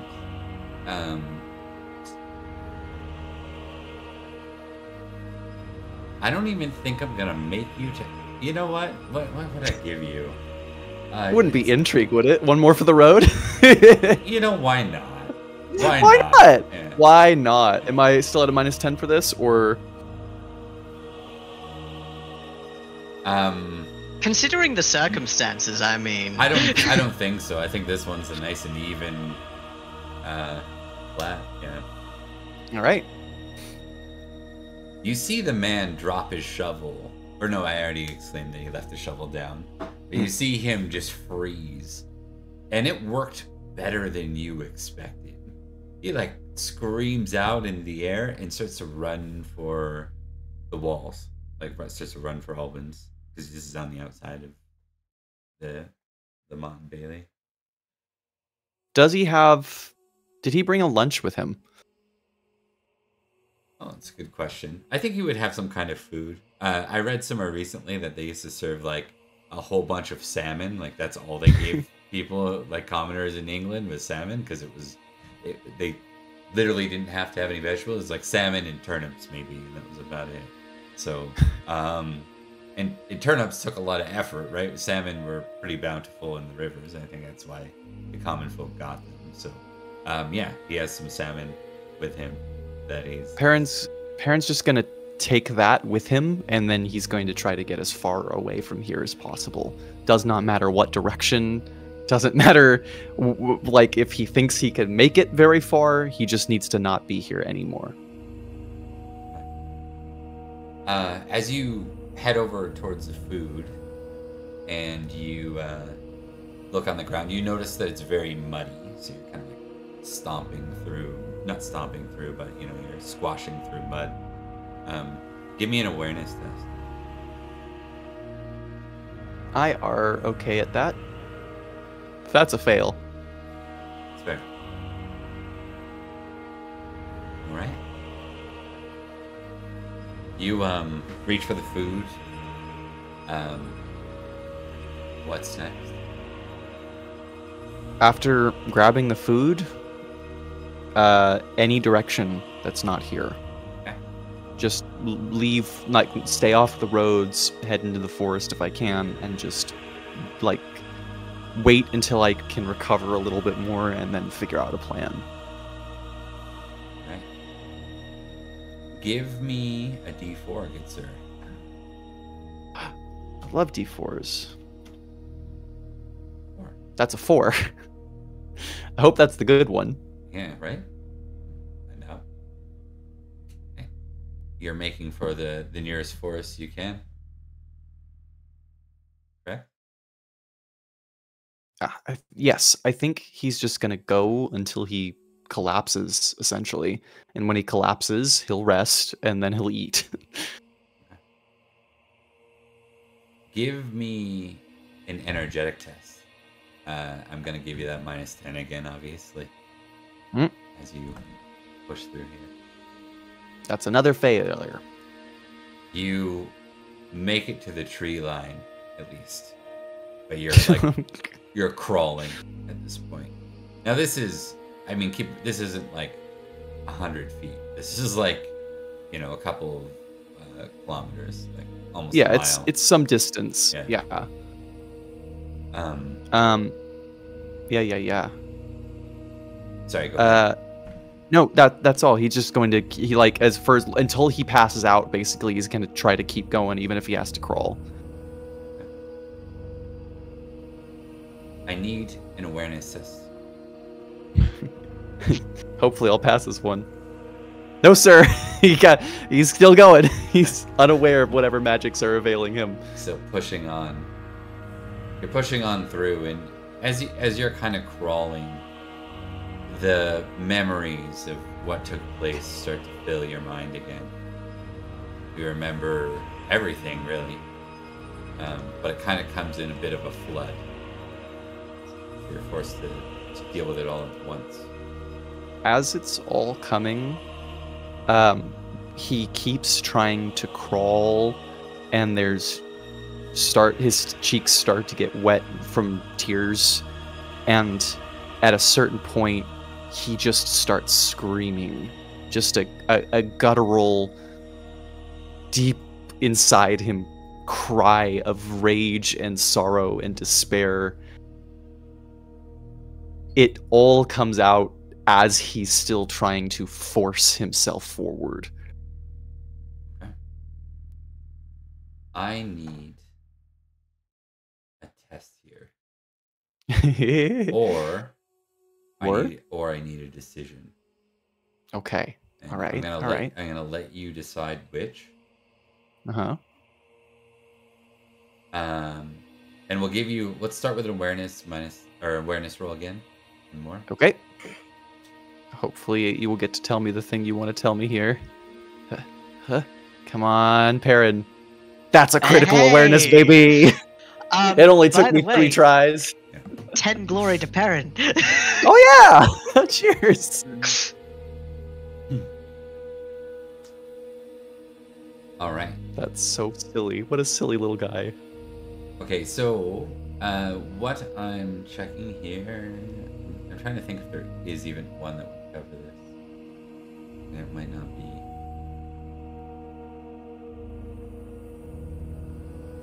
Okay, yeah. I think what I need to know is,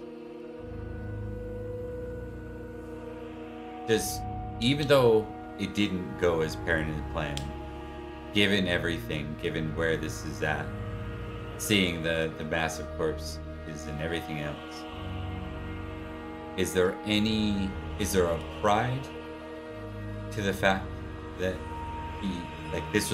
is he doubling down on, this was the only way it could have gone, I did what was best? Or is there a modesty in going, maybe I got it wrong? There's a modesty there, but it comes very specifically from a place of, I failed. And because somebody else did this, because I wasn't fast enough, or I didn't do it right, or I misplayed my hand in some way, way more people died than needed to, and somehow I didn't. And that's worse. I think that's where he's at with this. I think in that turn, the following things happen. So first off, you're crawling on the ground, you're kind of getting to the edge of the forest. You hear a voice call out from a distance.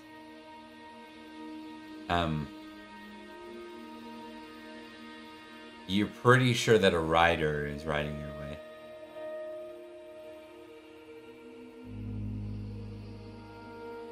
Now, what I need from you, what you also learn in this moment, is you kind of pass through a puddle of water on the ground, and with the reflection in the sky, you see yourself. And you're not quite the Perin you remember.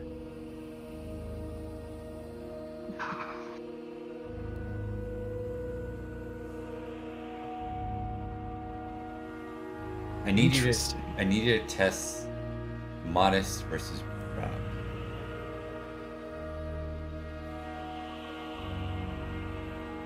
Modest succeeds. All right. The following effects are permanently on your sheet. Just grab this. Oh shit.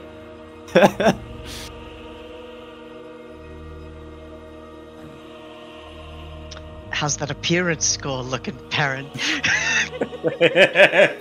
Oh, dude, I'm so pretty. I'm so pretty. I'm still 16. Don't. Just don't.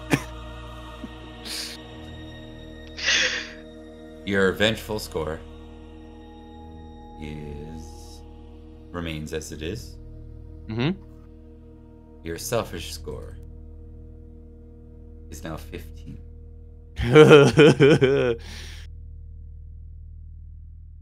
Your deceitful score is now 15. Your cruel score is now 15. Interesting. And your suspicious score is now 15. Did you become a revenant?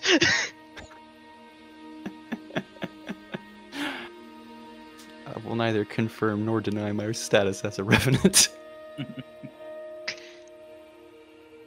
So for those curious about why those particular traits, there are a number of traits related to everyone's various religions or beliefs or what have you. There is one in particular called evil. It would be something like Mordred or something they would have a 16 or above in every one of these. Had Perin failed proud, Perin would have a 16 in every one of these. Oh boy. So this is What's your religion? Evil. My religion is evil, sir. again. It's What's just in your playing off. pants? This is where we start to get into the realm of the Arthurian side of things a little bit more. But in continuing this, you do have that rider. Anything in particular you'd like to do? I think Perin's far enough away from the bodies right now that he's not necessarily going to be directly associated with them. So I think he's going to try to call out as he's probably still weak and faint, but he's going to try to call out for help. Just like lift his hand and try to wave the man down. Go, please, help. The rider comes close and then kind of moves from gallop to trot and then begins to move forward slowly. It stops at about 10 paces. You can see that this rider has a spear in their hand and it's certainly ready for this to be some kind of waylay or ambush. Please. Help me. Who are you? And where were you going? I don't remember. Where am I?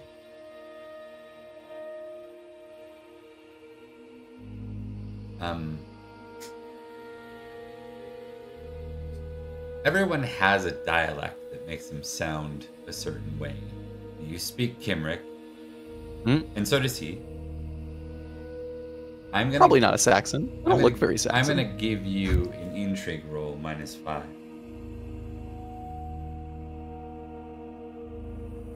Those are still chump numbers, buddy. Oh well. I mean, that is a technical success. Yeah. You see him get off of his horse. He leaves his spear behind. He pulls his sword. And you see a rope in his other hand.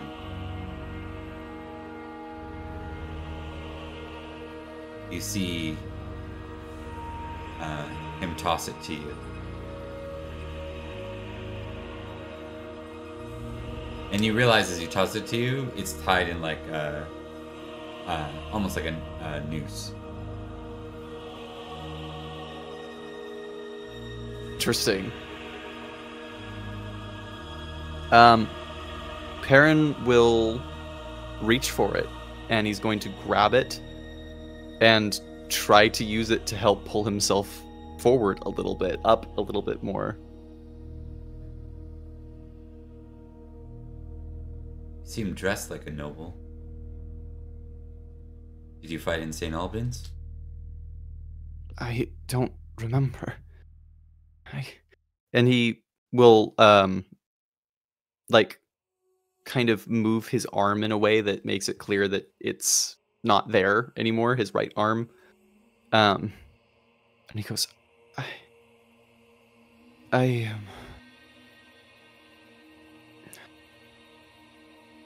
am sorry, I don't...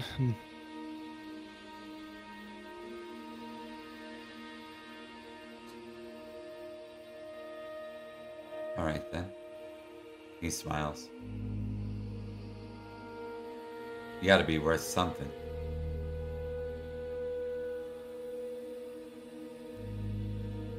You have an option.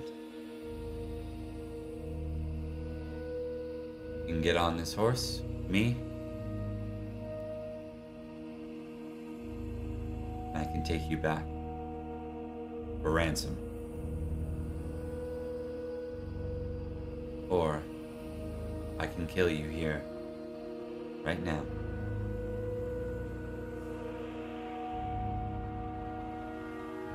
Perin will force himself to sit up. Before you do anything, to give me... actually, we'll continue with the effects of your previous intrigue. You've heard those particular pieces of dialect. Some of it rang out, just the way the words are. A little different than what you're used to and accustomed to. This sounds like Northmen speak. Oh.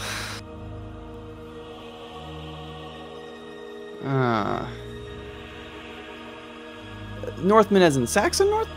Nope. Northmen as in Malahut Northmen. Or beyond. Oh, it's the fucking Picts. Kill me now. No, I don't want it. It doesn't sound like Picts. So beyond Malahut, there are. Yeah, there's an area in between. Yeah. It's just funny for me for it to be the Picts. Yeah. Oh, right. You hate the Picts, right? I do hate the Picts. They're the one people I hate, other than Uther. just out of because you finally get to roll it. I think you should. I think you should test it. I think you should test it. Absolutely. Because that is not. Yeah. Yes, he's racist by association. All Northmen. Fuck you, whoever you are. That came from your background, right? If I remember. Yes, it did. My grandfather was killed by Picts. Yeah, and I think that had to do with when the king was killed, like Uther's either brother or Uther's. Ironically, that happened the same year that happened, but he was on garrison duty. I'm almost certain about that. Yeah, that's why though. It was like linked. The garrison duty and the Picts were. Oh no, it wasn't. It might have been random Pictish raiders at that time. I think Picts were. I'm pretty sure it was random. Yeah. But yeah, that was part of the dice rolls. Yeah. So in that moment, what does Perin do? So you're not impassioned by hate Picts. No, it's just influencing my decision here, and I'm certain that this man's northern, and that could be Pict, and Perin's being fueled by Pictish rage right now. So I think he forces himself to sit up, and he goes, I suppose I'd rather die than grant you any addition to your wealth. Though I don't remember who I am, I doubt you'll find any money off of me.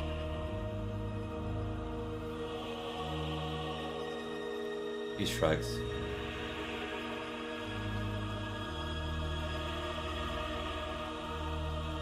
So you say. But if you don't remember who you are, I can tell you I own no clothes like that. These clothes, and he looks down at them covered in, like, he's just covered, drenched in mud. Yeah. And he goes, it's more what they are than the actual. Yes. Yeah. He goes, these aren't worth anything anymore. There were a great deal of knights who died not far from here. There weren't any survivors.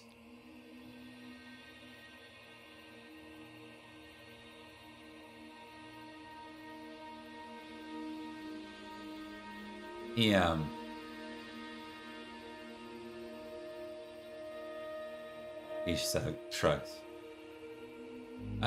You know what? I think I'm gonna make you do like one more. Yeah, let's test Deceitful.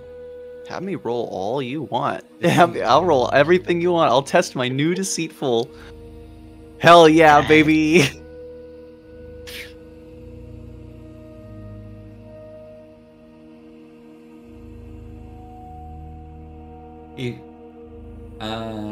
I'm gonna give him like a suspicious, right? Your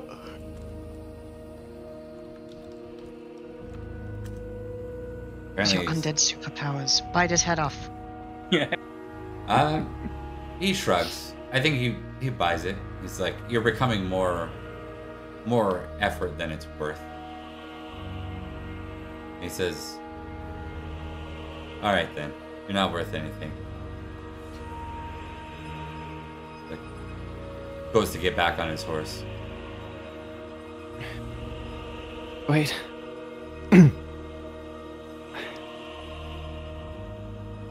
You...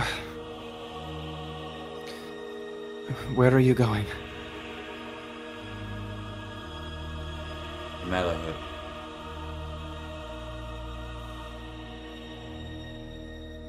That name sounds familiar to me. I think I might have a friend there. Will you take me?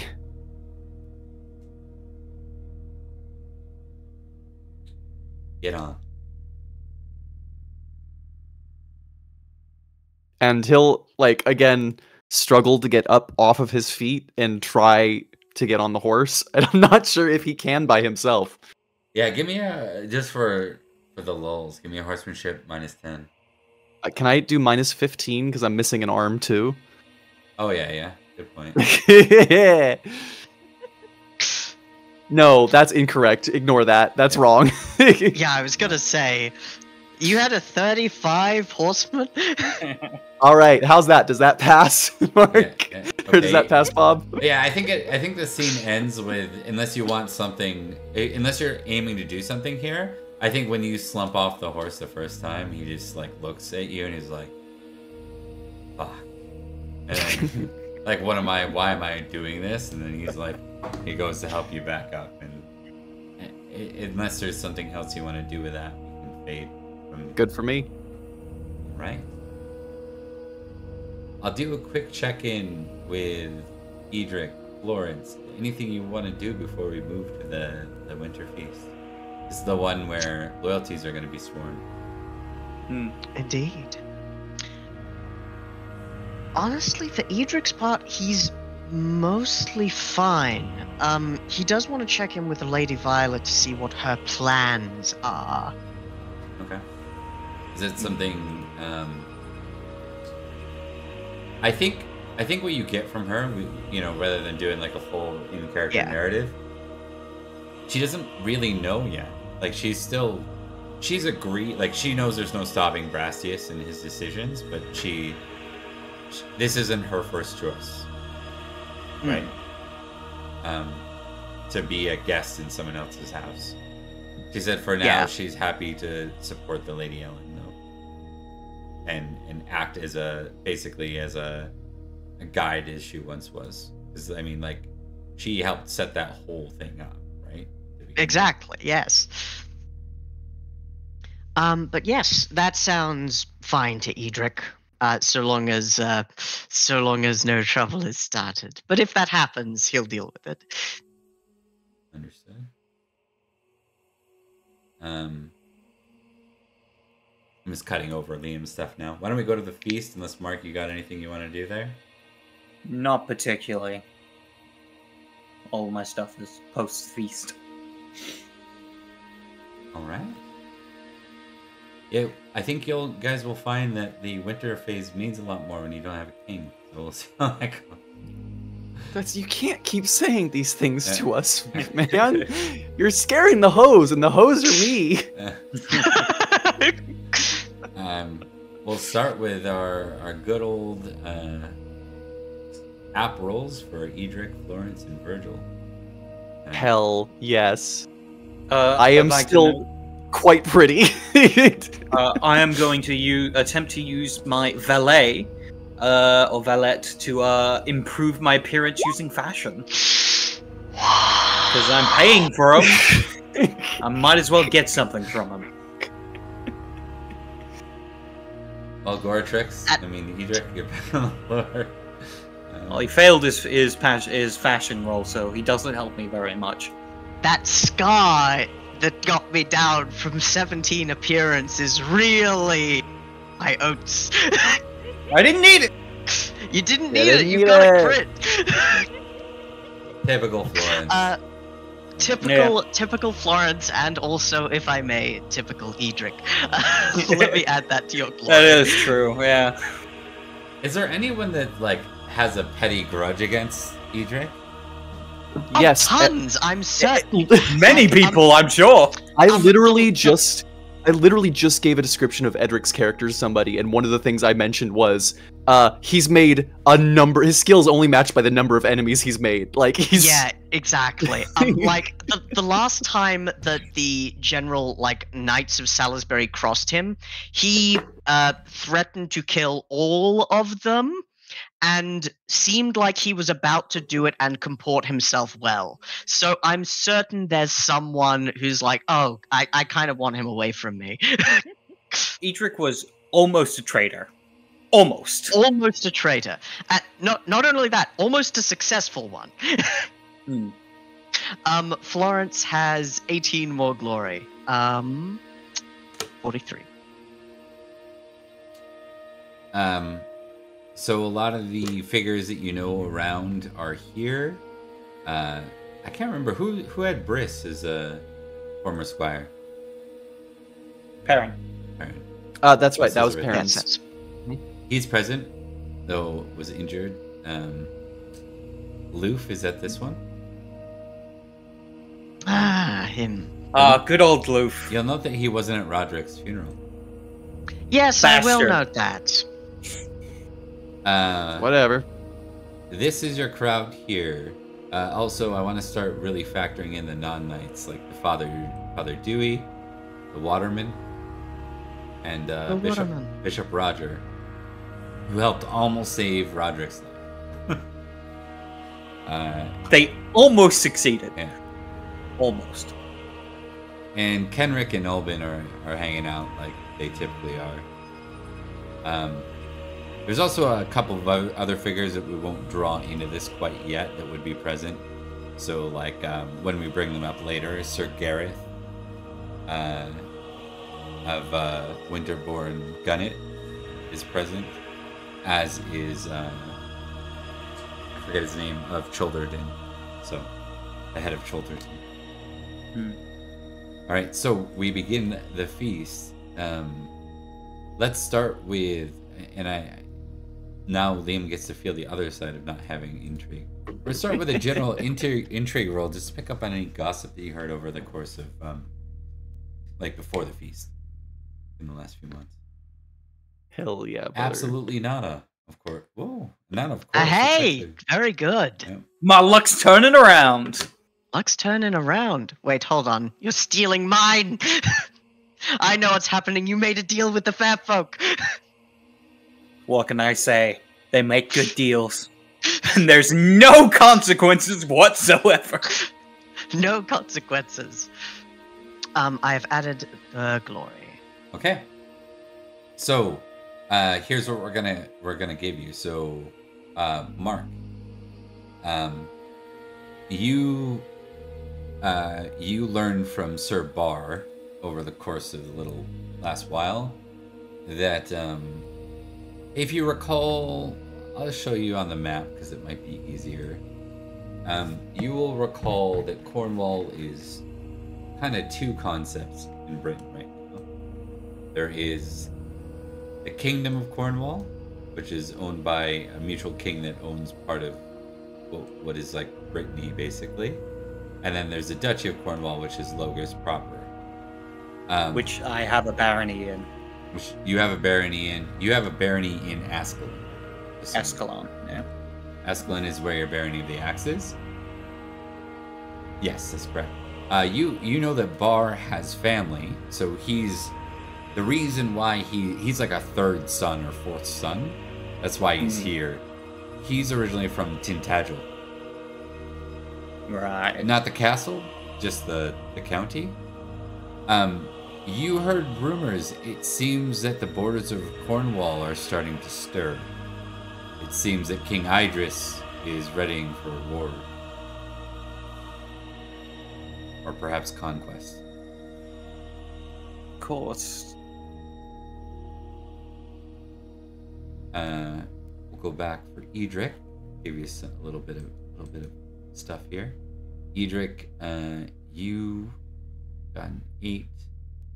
I'm trying to think where Edrich. What is Edrich's #1 thing right now? What is he interested in fishing in on? I gave you that mark, by the way, because Cornwall, you haven't barony that. It's gonna matter to you, right? Yeah. That's gonna have a big effect. Yeah. My future. Edric's #1 thing is trying his best to ensure that Salisbury is united. So in that case, rooting out threats or traitors. Huh. You've been hearing rumors of a group of knights that are speaking not so openly, more in secret, about how this is a time of men and knights, not a time of boys and girls. This is a time of war, and so it's hard to pin down a name. Like, you could probably get about 400 names deep into these kind of conversations, but it seems to be the biggest challenge for the Countess Ellen and her children. The concept of toxic masculinity has not yet been discovered, quite frankly, but Edric's just like blaming that, or like a tangential concept in his head, like, good God, can't these people grow up? Okay. But yes, that's something that Edric will keep his eyes open for, even below the salt though he may be. You've tagged one name to it, like one name stands out as someone you've heard speaking such things. We'll say 2 names. Sir Loof, you've heard has been in conversations such as that. Aronwi's gonna kill him already. It's fine. And someone that doesn't quite make sense to you is Alban, apparently. Yes, Alban. He doesn't really seem the type. But it's tagged to him, apparently. Someone to question. And we'll launch into this. So we're not here all night. We'll launch into the feast from there. We'll start with Florence. Top of the round, sir. All right, then. At the top of the round, Sir Florence, as he is above the salt, cannot draw any cards. So he is going to focus on the rumor mill. So I'm going to do an intrigue roll. I hit the cards, apparently.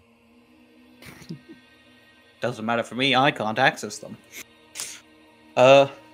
However, yes, he is going to do some sleuthing, as it were, in a similar vein to what Edrich was doing.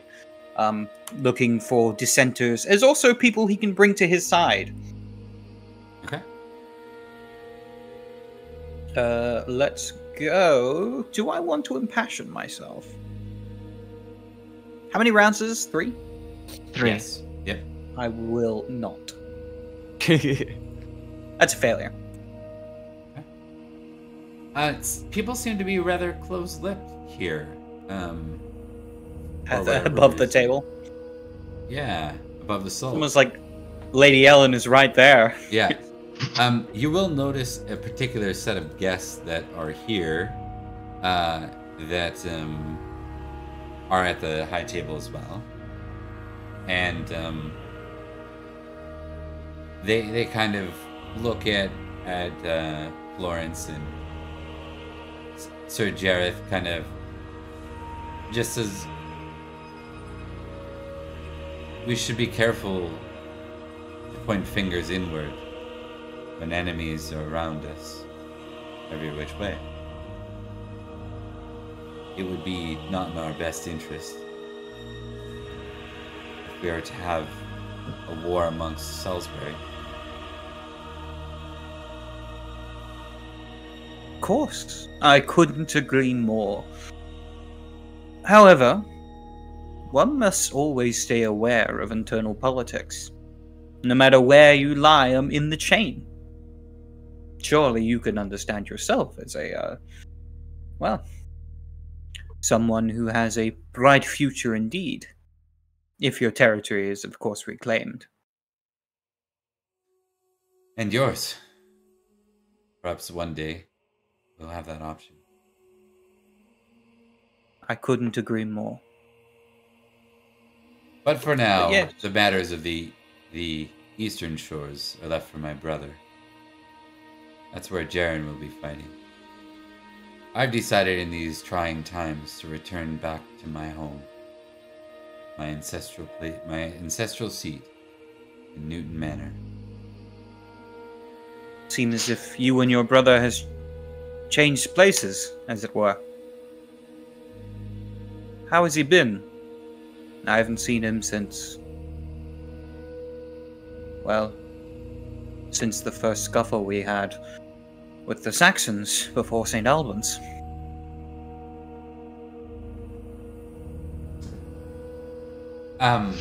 What's Haslet? What is that? Is that fish? It sounds like a fish. Give me a quick second. Haslet or asselet is a type of pork meatloaf with herbs, which honestly looks kind of nice. Oh, it makes me hungry. I'm already hungry, so that makes me really hungry. I think, Jared, there's a moment, because you already failed your intrigue, I'll say it just kind of glosses over you. But there is a look of concern for any of the super keen eyes above the soul. Wouldn't be anyone else. And he just says, he fights a noble fight, those that would follow him. He launches out of Heartland, Huntland, and anywhere else that will host him. Brings the fight to the East Saxons, raiding, pillaging. I see. And while he is gone, I assume you have taken up the position that he once held among your house? Returning the seat to you, as it were? I think Salisbury is in need of my support for now. I couldn't agree more. Good to have like-minded folk hold positions within our noble county. Awesome. And he'll be like more fish. Yes. Also, I'm looking at Haslet. It looks like bread, and that's concerning. Or more. Well, sorry, it is more. meatloaf. Sorry, more pork or whatever. Yeah. Yeah, more pork. My question is this: what's blueberry rice? We've looked this up before, I think. You take the rice. Like a and pudding, wasn't it? Of some kind of... Yeah. Yeah, I guess. You take the rice, like, and you throw away the rice chunks. because we don't have rice. Yeah. You got it. You understand. You take the blueberry, you turn it into a fine paste, and then you... It's a rice pudding. Rice pudding, Yeah. And then you just smear it all over the walls. All right. We're going to Just go... gotta get it out of there. Mark, you get 2 for being above the soul, right? Yes, He does. Mm-hmm. Just for doing that even with a failure, right? It's been a Yeah, while. but I don't get 1 because I failed, but I get 2 for being above the soul. Weirdly enough, we didn't do any feasts with the Saxons, so... Funny Saxons here. Lady Oslaf, the apple of my eye. Well, she doesn't count. Anyone? She's a Oh, Christian. Sure. That's right. Sure. Yeah. She's not a Saxon, she's a Christian. That ceremony did happen. They found a lovely seat for both Edrich and his lovely Saxon wife below the soul. So, Indeed. yeah. Oh, Yeah. look, here's the thing. Edric's mellowed with age, said no one ever. Yes. He's gonna be fine. It's Virgil time. It's Virgil time. Hey, guess what, boys? I can't do shit here except for draw cards, so here we go. How many cards should I draw, Bob? I know we haven't totally hammered out what Virgil's glory is going We to figure be you're at. north of 2,000. Sure. So we can use that. And I can't remember whether 3,000 is 2 cards or 2,000 is 2 cards. So give me 3,000 is 2 cards. 3,000 sounds like 2 cards. one card. I thought it was... I thought it was 2,000, and it goes up in increments of double. No, We have it So- written down there. Right You need now? 1,000 to get 1 card, 2,000 2 card, 4,000 3 card. That's what I thought, at least. Yeah, I don't see it written anyway. Yeah, that's kind of sounds right to me, but also I don't remember. 2 cards is 2,000. Yep. Notable Okay. is 4,000. Yep. Right on. My Yep. mistake. No, Okay, no. I so- had the same thing in mind, Thomas. Here. There's a host card. Oh, a host calls for a toast. Host calls Courtesy. for a toast. Courtesy. I'm actually not that bad at this. Believe it or not. Unfortunately for you, I think I'm better. Oh yeah, definitely, definitely. The lady raises a hand or raises a glass and says, "To the future Earl, my dear son Robert."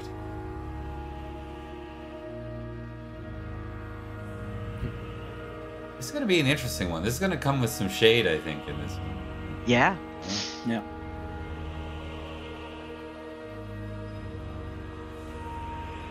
All right. So, what does it mean? If you succeed, you get 2. Is that what it is? The winning character gets 2, but a success of any kind is worth 2, right? I think we Yes. decided a success of any time is... Wait, is it? Yeah. I thought think you get 1 geniality for succeeding, and the person who's succeeding That's just gets right. 2. So Right, partial yeah, that's success right. in this case That's would right. be succeeding, but Yeah. not Yeah. beating the other person. Yeah. Yeah. All right, that tracks. That tracks. I think we Boy, that- just don't double up on the winning character. That card is so confusingly written. Yeah. I it know, really right? is. I would argue flat out like they botched it. You know what I mean? Those are Yeah. Yeah. And not to take it away, because honestly, for such like it's an expansion. Fun Usually card, expansions of games are really awful. Like Fun cards. Yeah. this, It these, looks at, like, these card rules the- are so well done. I don't know if they play tested a bunch of Mm. them, but they actually like there are very few major Very. flaws with them. So- Yeah. I think it's just the way they wrote it is confusing. Yeah, this All right, card Mr. in particular. What's Yeah. your toast, Mr. Florence? Florence's toast is to the future of Salisbury, to our new Earl, and to a united land. I think Virgil will stand up, even if it's not totally his turn yet. He'll kind of stand up and he'll go, and to the blades that'll serve him. Yeah. You hear all the way down from like the other end, a voice cold as ice going to loyalty, which would probably mean more if it were closer to any of the people making those conversations. The fact that it comes from all the way at the other end of the table makes it sound extremely threatening for some reason. Yeah, yeah. Loyalty. Suddenly everyone turns around. Just... From the guy that took over Argan's position last month to be like yeah. the Grand Inquisitor, it's like to loyalty. Exactly. You get what I'm going for. Oh, very fun. All right, so 2 geniality for myself. Yeah, I gotcha. Cool. Yeah. I did something on early for once. So then we'll move to so that was Virgil there.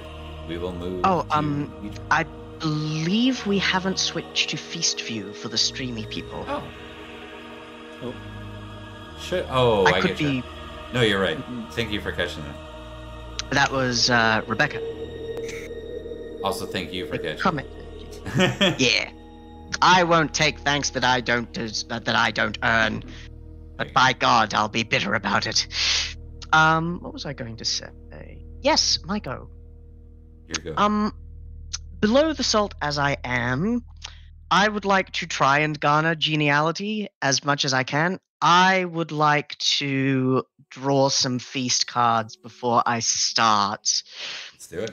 I've got 6,000 glory. How many cards am I drawing? Just 3? 6,000 or- is still 3. It's 8,000 for the next marker. Basically double. It doubles 8,000. every level. So it's 4,000, then 8,000, then 16,000, then 32,000.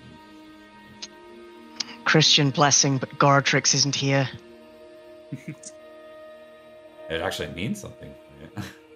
Yeah. I'm just gonna throw this out. As boring as that card is, I will say that 1 Librum is really nice during Anarchy. Just gonna One throw that. librum is incredibly nice during Anarchy. Oh god.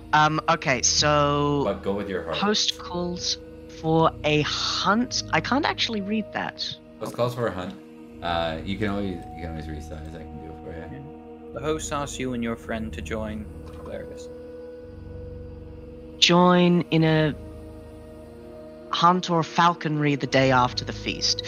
Anyone who agrees to join the hunt can take a tick in falconry or hunting, player's choice.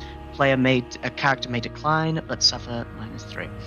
Between host and religion, do I have to choose? Drawing a host card supersedes that rule. I would allow you to dismiss the host card because it's Lady Ellen, and I'm not sure she's gonna call for a hunt. Yeah, that's kind of what I was She might thinking. call for falconry, but I'll let you decide like between that and Christian blessing. But I think a love poem's unfortunately off the table for you. Yeah.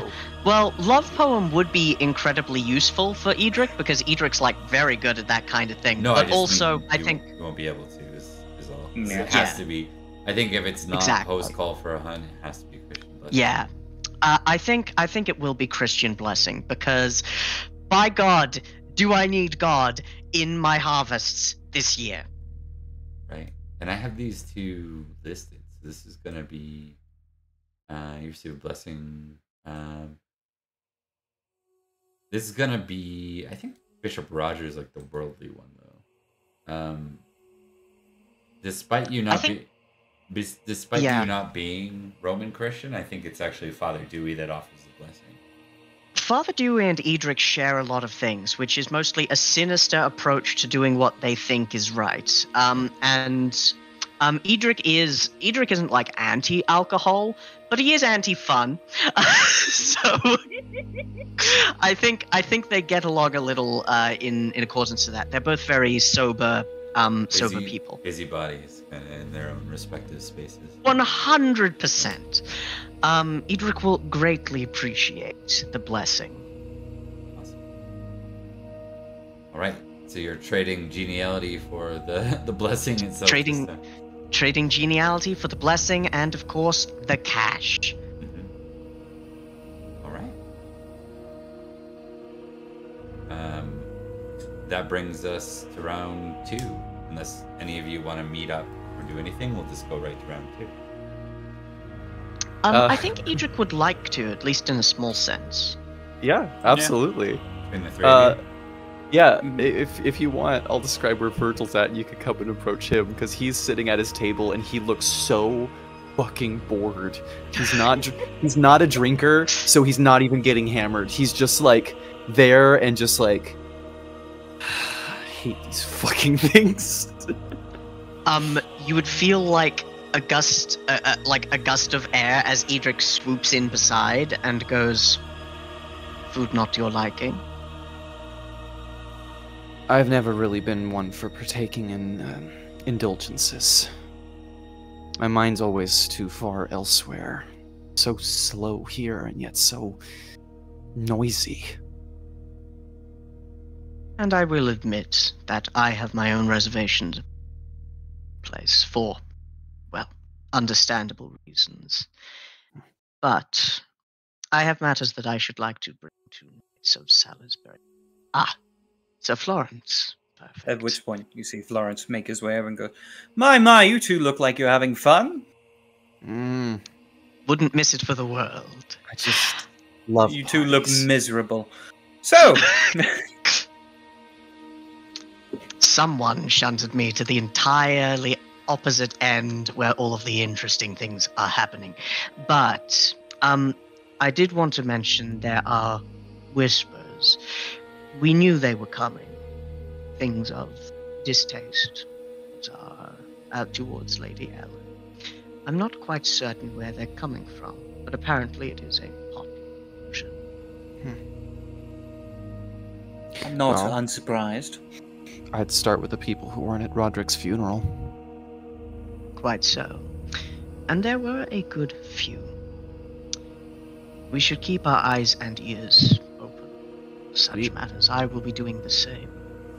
Sir Florence, have you heard anything if Lady Ellen has considered the regency I suggested? I've heard nothing from her so far. I might be able to ask. Would be worth it. If she hasn't chosen someone yet, she should get to it quick. Having a strong right arm, I imagine, will make those with ambitious blades a little less prone to drawing them.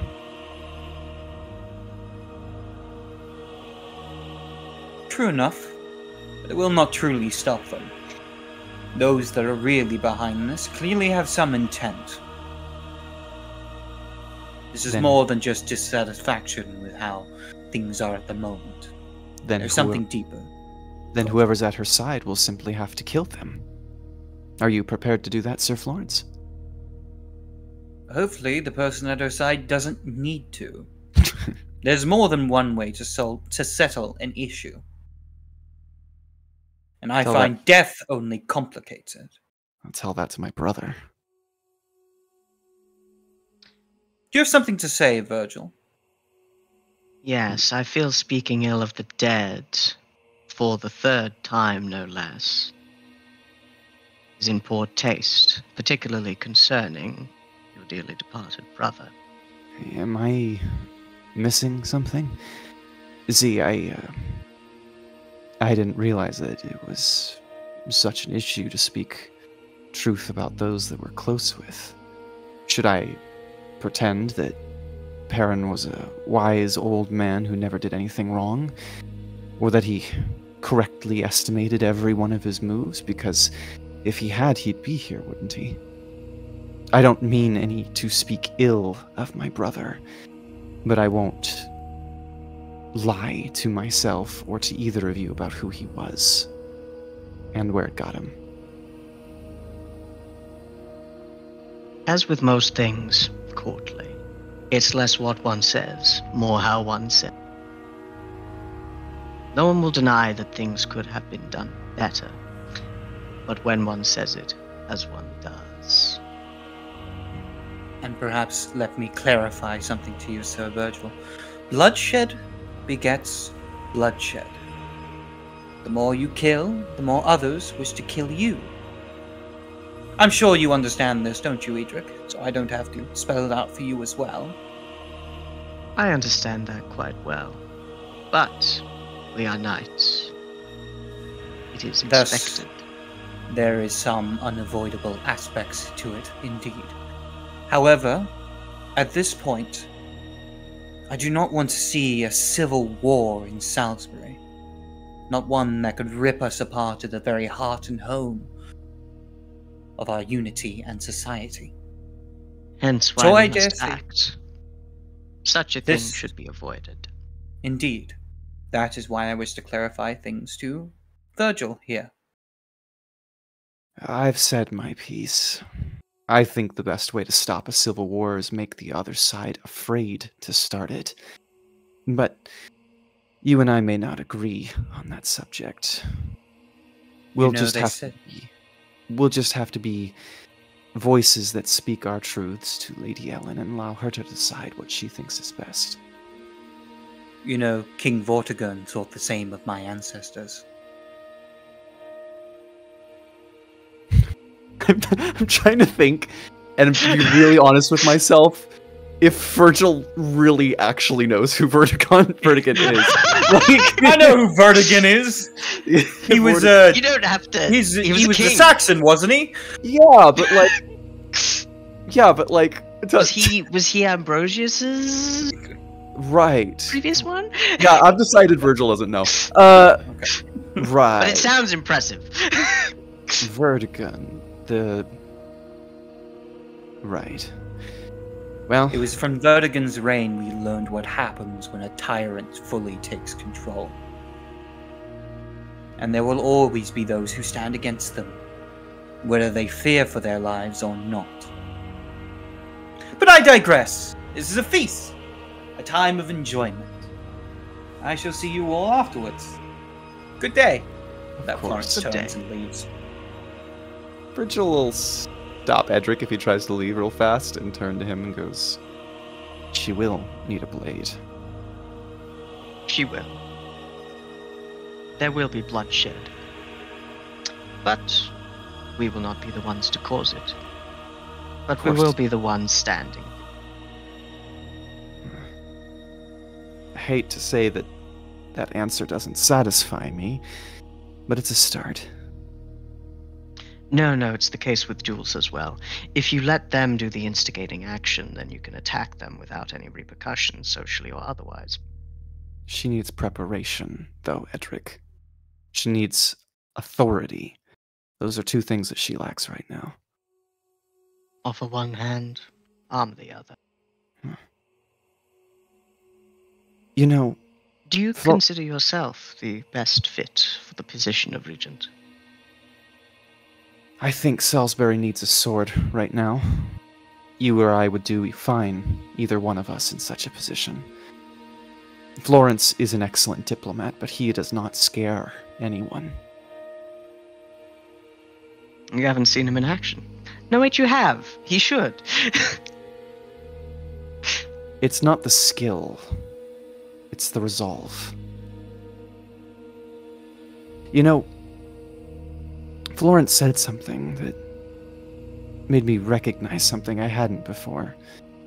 I appreciate you involving me in these talks because of the closeness of our families, but I think Perin was closer to the two of you than he ever was with me. He hardly told me anything of what was going on, or what he planned, or what he schemed. I didn't know what was going on through his head. In a way, the two of you were more brothers to him than I ever was. I hope that I can be your brother too, Edrich. Friendships are forged. What? You okay? Everything, like, Yeah, same just thing with Edrich. positive. Everything he says is just the most evil sounding. Yeah, exactly. It's the most sinister it can get. But yes, Edrich says, friendships, true friendships, those that knights forge, are forged through the fires of ambition and bloodshed. And there will be no small amount of that in the days to come. I'm certain we will make firm friends. As for Perin, he also did not tell us much of his schemes, of his plots. And he had many. But he is very dear. We will miss him. Hence why we reacted so. But we have our own plans, as does everyone here across this table. And we will sort them out. Time. I won't pretend to have the energy to move things in this court, but I will continue to offer my opinion. And when the time comes, just point me in a direction. And we will watch the sparks fly. And these two incredibly sinister people just like, fuck! And they go back to their table and they eat rice pudding. I know that Perin drove Florence crazy a lot of times, but Florence is going to be missing Perin different way. so bad. Yeah, it's like, different God, way. I miss Perin. We all miss Perin, but in different ways. Round two. I'm talking and I'm on mute. That's awful. Top of round two. Good stuff, guys. I made a joke. I forget what the joke was now. No, that sucks. I hate that feeling. Alright, top of the round. Yeah, top of the round. Back to Sir Florence. I think this has actually kind of sparked Florence's interest. He's going to ask around to see and kind of get an idea of whether people are more likely to agree with Virgil's plan of a strong iron fist of control, or if people might be more applicable to his point of view that things should be negotiated and diplomacy is kind of the angle that should be taken. Interesting. Okay, let me just check. He wants to get an idea which idea is more popular among people. Yeah, I'm just gonna take a look real quick. You give me an intrigue roll. I think that's an intrigue still. You're dealing primarily with the top, like the above the salt, though. Yeah, the top brass. Yeah. +4 for being Genial. that's genial. Do I want to impassion myself? You know what? This is important. Florence is going to use his dedication and impassionment of hospitality and the goings-on of a feast and talking to each other, being the true nobleman that he is always meant to be. So he's impassioning hospitality. Let's see it. That's a critical. Ooh. Very Hey. nice. So that is a critical. You were already at 20, and it was. I think that's still just a +10. I think it's just but a +10. That is also. Yeah, But I that get is to also an ticket. extra 20 glory, and you Yeah. get to ticket. Correct. Yeah. All right. All those things are true. All right. So then it's going to be a +15 for this roll. All right.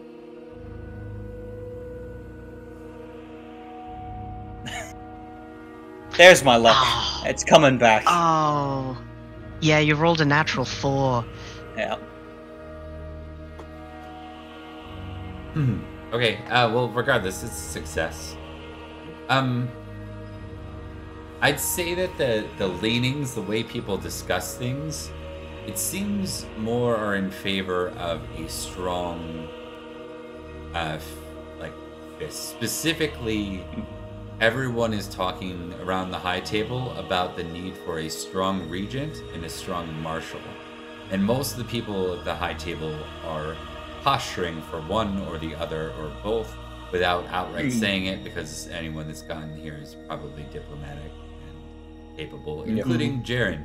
Believe it or not, Jareth. Believe it or not, Jareth is the least vocal of everyone. Of Much course. interesting, yeah.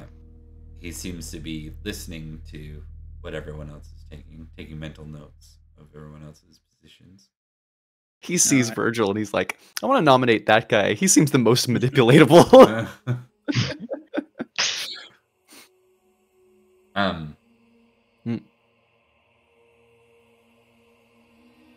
Who should run the China shop? This bull. I think this bull would be an excellent choice for the China shop. But in general, you learn that there are apparently some people discussing, like, what would it look like to be diplomatic, and what would that take away from the Robert's rights? And would this just be until Robert was of age, and how does that relinquish after he's of age? And that itself is its own complicated issue. Yeah, but there are others that are just very clear, like, Roderick was a strong iron fist, we need that back, and as soon as possible. But they're careful about making it sound like they're looking to replace Roderick with a new, like, count, right? Yeah. It's more like, until Robert's ready. They keep adding, until Robert's ready. Until he's ready, yeah. Yeah. Yeah. Of course. Of course. Yeah. He needs to be someone loyal. So you get full 3 geniality from this. Yes. Oh, yes, indeed. Heroism. All right, and we'll Poor go Edrich. to Virgil next. Virgil next. Virgil's drawing a card because he still can't do shit. Virgil. A new teacher and a story request. I do get to choose this time. A new teacher. You meet a knight who is renowned in a particular field. He is willing to give you some pointers. Any skill of my choice. Success, skill check. Critical success. He impressed you with he is impressed with your talent and sings your praising.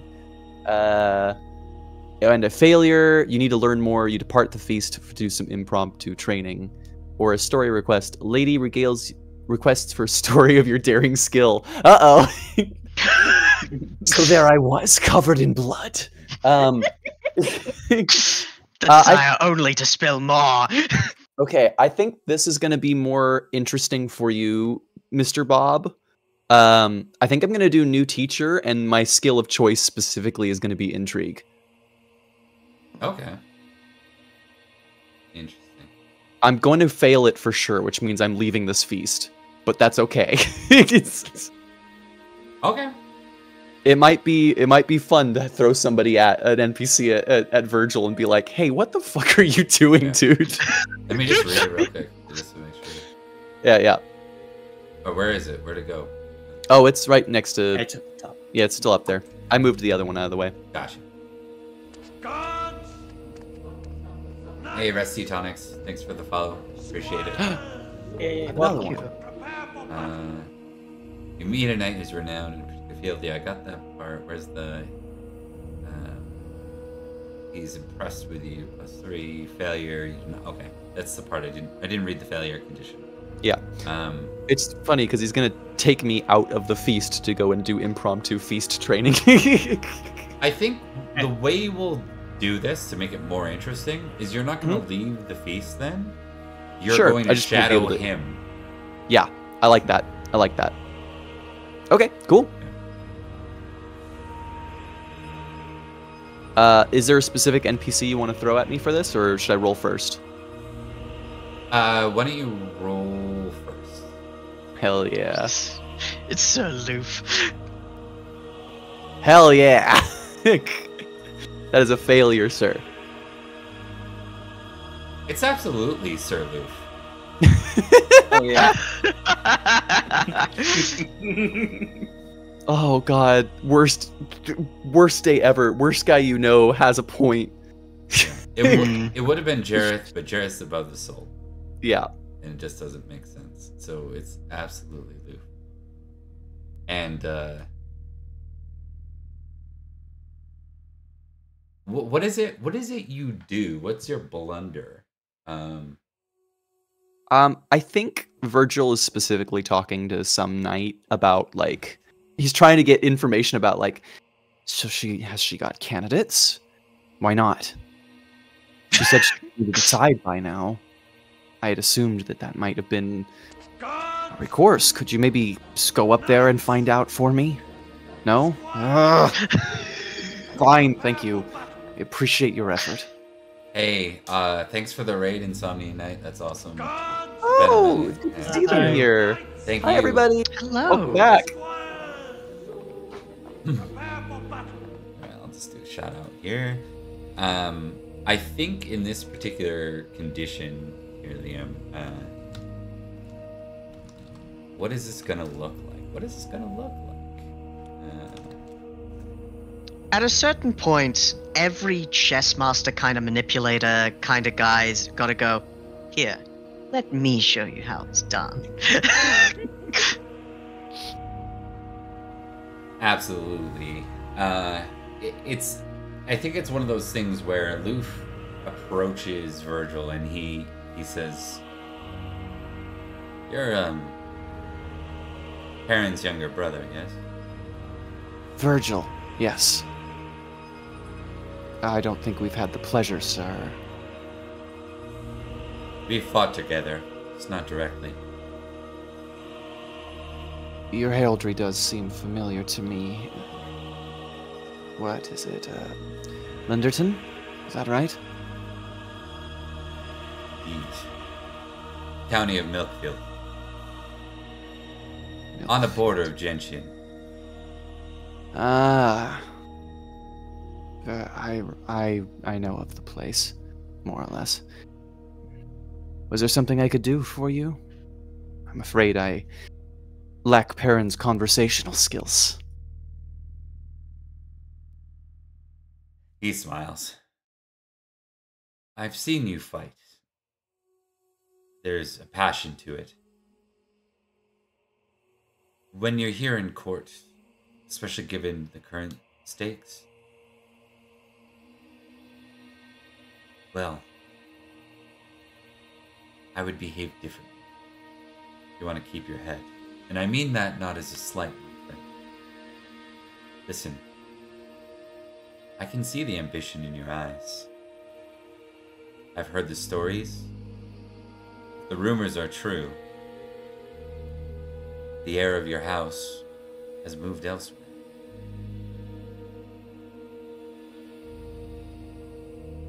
Would you like me to show you how that could perhaps be different? There's there's a slight creak as he like grips the table a little bit too hard, and he goes, "All right. Ordinarily, I would say that a man who dances around the court is one who lacks confidence in his might and his strength to approach a problem directly. But a few knights that I respect have said as much to me tonight, and I'd rather not admit to either of them that I was wrong, so by all means, let's see what you got, Sir Leaf." Alright. And we're gonna kind of, we'll play that out at the end of the round. That'll be like what you're doing at the end. Yeah. Cool. And that's a failure, but you still get 1 for being above the sun, right? I get it. And 1 for getting the card. 1 for the card as well. 1 for the money, 2 for the show. Alright, here we go. You're at 4. 3 to get ready and go, cat, go. Oh, I got these all backwards. Didn't anyone warn me? Okay. We're gonna go to Edrich next. I'm not on the floor. Oh no, I didn't have it. Yeah, no, that was correct. Yeah. Yeah. I You think just you put should, him on the floor for no reason. I think you should throw him onto the Throw floor. him onto the floor. God, can you imagine just the cutlery dropping as like someone shoves Edrich to the floor?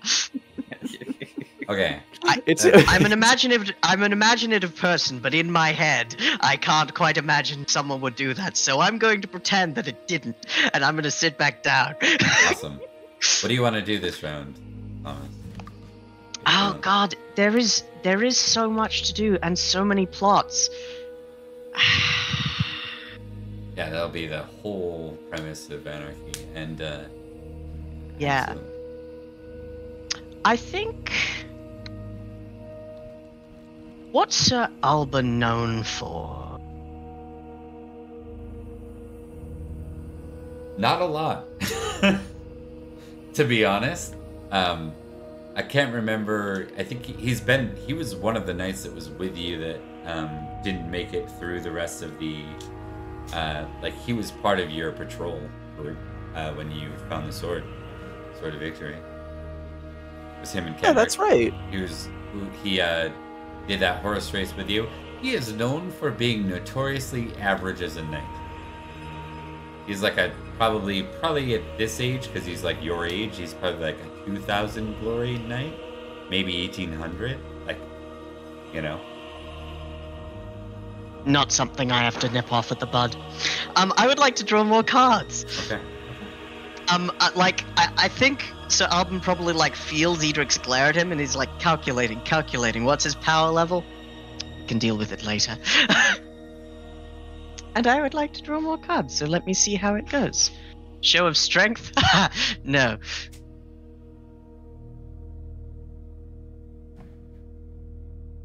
Alright, so we got more food. Another platter of food is brought out, and we all roll temperate versus indulgent. I think, considering the circumstances, probably not that one. The alternative, show of strength. We oppose strength to determine a knight's strength if unknown, 3d6 plus 3. And we roll strength versus that, and if I'm victorious, I get 10 glory. If I get a critical, I get 20 glory, a geniality, plus 5 to any one roll. The Merchant of Venom is probably the most likely thing to occur, which is the court jester has singled me out for lampooning. Okay. So I'm going to be rolling modest versus proud. Giver. Eddie. I'm going to roll proud first. See what this. Success on proud. Oh. Oh boy. Oh, we don't I'm need gonna another roll. Edrich threatened to somebody else now too. Oh no. God damn! I was one off a critical thing. Edric's death list just went up by one person. Again. Yeah, exactly. Just one more. So this isn't the King's Court, so it's not Sir Kane. So it's someone eminently less untouchable. Edric's death list is a bunch of like knights and schemers and then 2 jesters. 2 jesters, just 2 jesters and like 1 peasant who was slightly rude to him one time in a different country. But yes, I think like as Proud wins, embarrassment is clear for all to see. It's probably less that, because he's not like getting flustered and he's not getting flushed. If anything, he's getting pale. If anything, he's getting pale, and within his right hand is gripped a dagger, which is slowly but surely making its way into the table. Like Oslaf behind him, just kind of like patting him on the shoulder. Oh, poor bastard. This Edrich, I swear. So I currently am sitting pretty at -1 genealogy feast. Yeah. You'll see the red hovering, or can you see the red? You might not be able to see it right now. No, I'll change it so you can see it. There you go. Yeah. What am I looking at? Genealogy. Oh yes, negative. There you go. I think after a while, Edrich removes his hand from the dagger, and it just like remains there in the wood. Yeah. And then he claps along with the rest of them, but it's clear as day that within his eyes there is no mirth. There is only the promise that he will appear inside this guy's bedroom tonight. As that's going on too, Kenrick will pass you and pat you on the shoulder, Edrich, and say, Edrich, a number of the knights are talking about choosing a target to raid in the spring. Either Silchester or Gentian again. Something to think about. I have my ideas. Silchester's a little too offensive at this point in time. Gentian's work. Thank you. We can discuss it further. Edrich like takes out the dagger and then like continues to cut what's the third beast? Cuts the white poultry meat. Alright. That brings us towards the end of the round, and I'm gonna follow with the Loof and Virgil thing.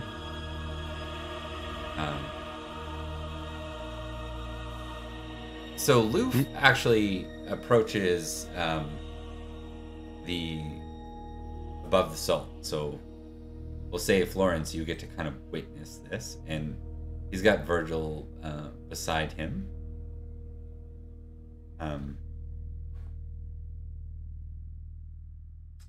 He moves forward, and Sir Bar moves to kind of like stop him, and he says, sorry, I'm just here to present gifts to the young count and his sister.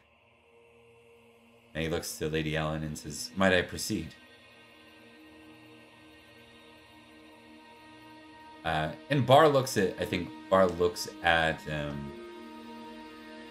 Virgil just like, why are you here? You know what I mean? But doesn't say anything.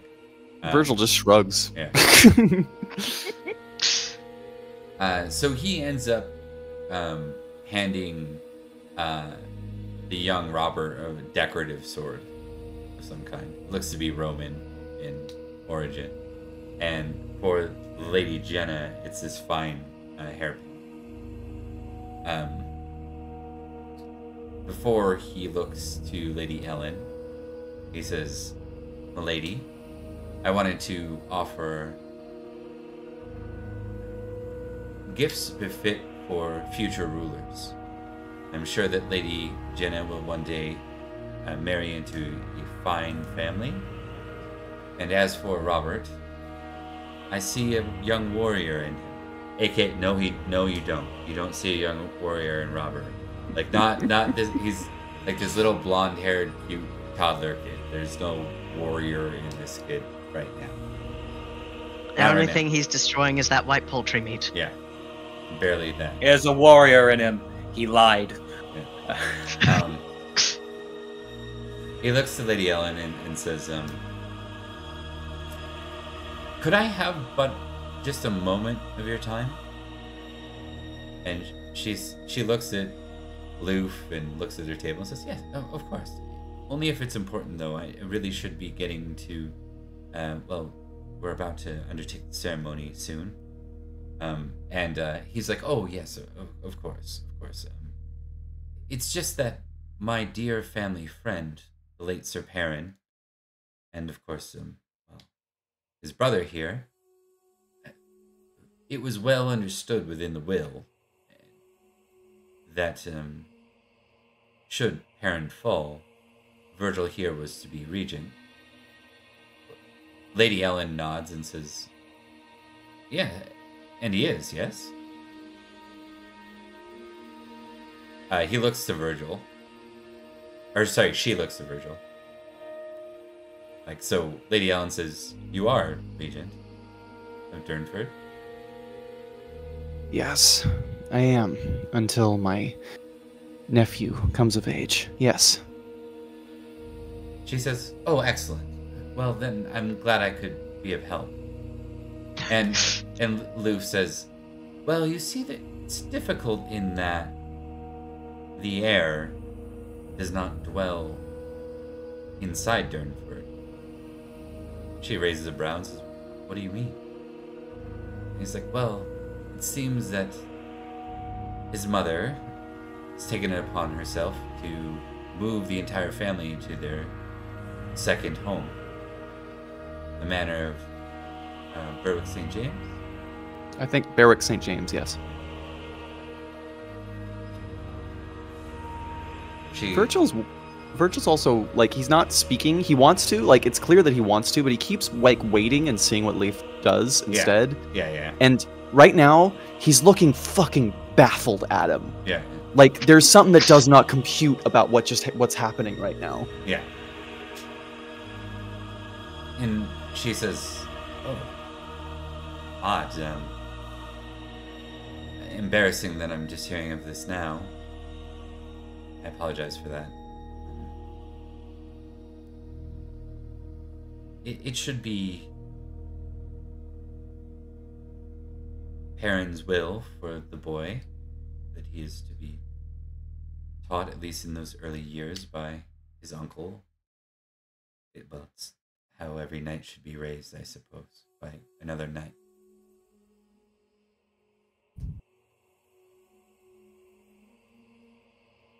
She pauses. I'm sorry, Sir Virgil, that this has happened. I know family matters can be embarrassing. I will put Sir Kibno on it immediately. See if we can find a proper arrangement. See that the boy, at least the heir of the house, is returned, if not the whole family. This time, Virgil does kind of take a step forward and speak up, and he goes, I appreciate your action, Lady Ellen. It is trying times. You have nothing to apologize for. She nods.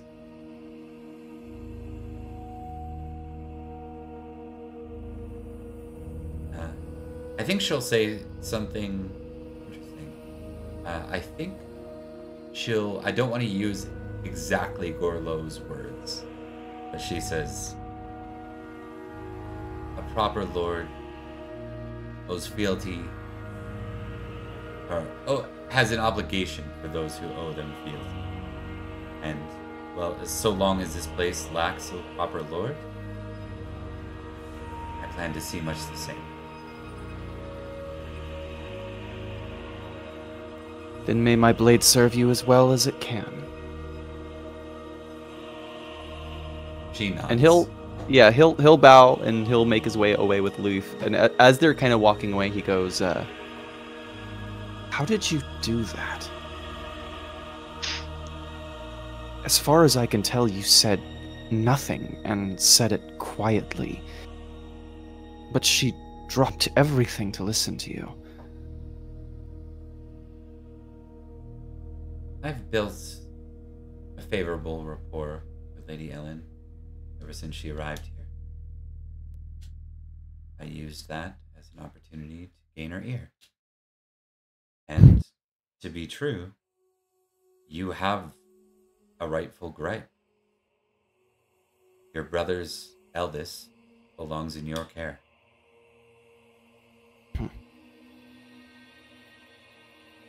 So it would seem. He smiles. Well then, said we should go. Perhaps. Do you drink? There's some lovely wine here. Not often. You could say I've been put a little bit off of it given recent events. Something I've learned. Fill a cup and walk around with it.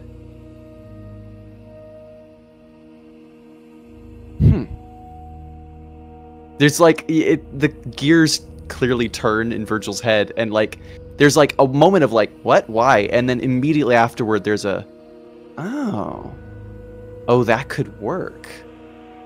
Hey, Lady Bronwyn isn't here, is he? Is she? Hang on. She is, yeah. Oh, shit. She's right over there. Right. I wish I had noticed that. I would have gone over and embarrassed myself in front of her. All right, that'll be later. It's like great that you didn't. Maybe Virgil didn't. You know what I mean? Yeah, Virgil. He's nearsighted. He didn't see her on the other side of the room. Yeah. He didn't know she was here. That's funny. All right, that brings us. That was the end of the round, right? We got through everybody. Yep. So Indeed. On to round 3. Now I will check in with you guys real quick and say, would you like to do a proper round 3, or would you like this to be the swearing ceremony? I'm okay with both. I'm good for a proper round 3. Yeah, Yep. I'm good for a proper round 3 as well. I do do it. have to start food preparation for my people soonish, but it should be good for round 3. Yep, I'm good. Okay. Cool. All right. So, let's dive into this then. We're gonna start with Florence top of the round. And with that, I'm going to start off with a roll. I'm going to roll Modest versus Proud to decide what he'll do next. So he Interesting. can go one of 2 ways. As to succeed on Modest, Turn you into socks. and it's a fail on Proud. So instead of doing what he could have done, he is instead going to attempt to flirt with whatever staff is around. That's Yeah, what happens baby. on a modest success. You're in your widower era. You get to flirt all you want. On a Proud, he would have attempted to convince people he should be regent. All right. Okay. 2, 3, 4, 6, 7. 7. Let's go. Success. Success. Yeah. All right. And you're specifically looking for waiting staff, right? It's staff. Yeah. Not a noble. Okay. No, I think in this case it's clear Florence is de-stressing. He's just playing around. That's his thing. Going back to his early roots. Exactly. He's regressing. Yeah. Okay. And he's very overt with it as well. He doesn't care. I think you'll have the opportunity to leave with her, but not during the feast, because she is waiting staff, and she is, or you have a swearing ceremony if you'd like. Exactly. Yeah. He needs to be there for that. It's important. Okay. Perfect. So we'll just give you your genealogy for that one. Yep. All right. So that's Florence. Virgil. Back to Virgil for round 3. I believe Virgil has left the feast, technically speaking. Right. Okay. Correct. Yeah. So no round for me. Yeah. I think instead, we'll say that takes a while with Lady Ellen, so maybe that plays out through like round 2 and like kind of 3. So that's a continued piece. So we'll go to Edrich, round 3. Final action. I think Edrich, for his part, it's always an interesting character study to play someone with such ambition that he would truly want to get everything, and such modesty that he's like, no, I probably wouldn't be the best person for the job, and also, if I need to be, then I will be. But in this case, he's going to do what he was technically appointed to the king to do, appointed to by the king to do. He is going to intrigue, and he is going to listen in on some of the naysayers, trying to get some more names, and try to get some of the what kind of strings can these malcontents pull? What are they planning beyond, just saying this is a time for men and swords? Are they planning on going rogue? Are they planning on installing their own type of person? Okay. Give me an intrigue roll. Watch as I botch this. No, you would never. You would never. You Would want never. a famously important roll? What do you thought? See, there Yeah. you go. Okay. That is a success. You end up finding yourself close to Kenrick and Alban. Mm.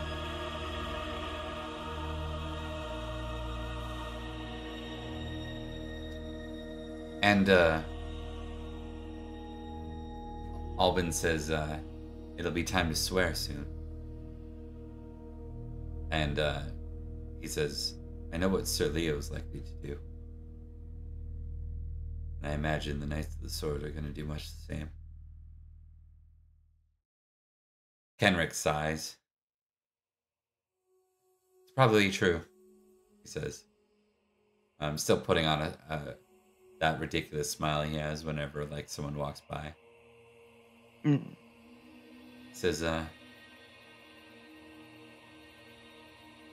just can't help but get Lycus's words out of my mind.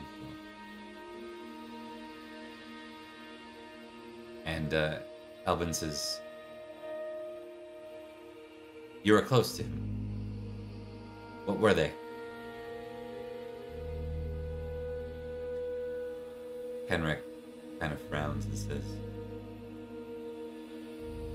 he was worried about the Earl's trip north when we went. In the end, that would be his death. Not the Earl, Sir Lycus. He shared something with me. He said that Salisbury would buckle at the knees, if not for Rhodri. And without a king, he just shakes his head.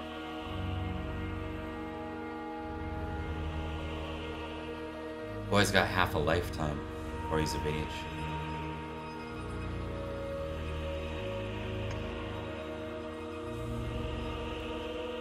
Alban nods. So do we swear, or? Henrik shrugs. It's like some of the others are saying. Not yet. Then we wait and see what happens here.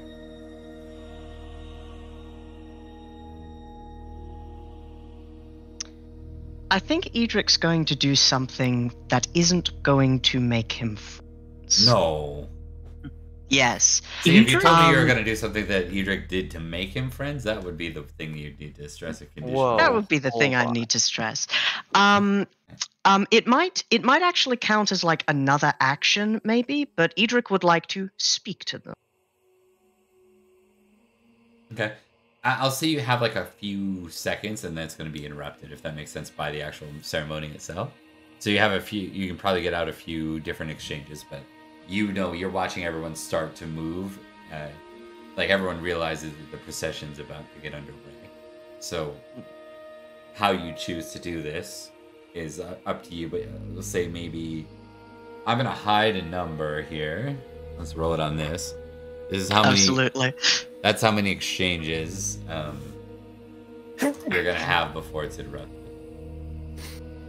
I think Edric is going to appear out of the crowd, a goblet in his hand, and he is going to say, "You are worried.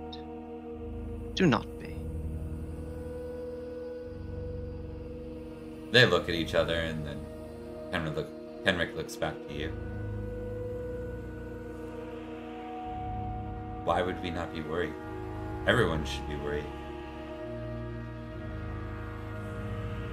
As far as Salisbury Arcling, it will not do so long as we stand united. If we pull apart, it will be a self-fulfilling prophecy. There will always be time to choose one's own. You're like hard to hear. I know you're trying to whisper, but Oh, that's all right. Sorry about that. Let me. I'll just say he's got that same kind of like. Yeah. But yes, Edrich will say, Salisbury will not buckle so long as we stand united. Should we pull apart, it will be a self-fulfilling prophecy. There will always be time to choose one's own path, and it will be in the event of failure. But for now, we should try and make this as successful as possible. You're interrupted at that point. Indeed. Well, Edrich said all he needed to. Yep. He doesn't need their response. He needed to say his thing.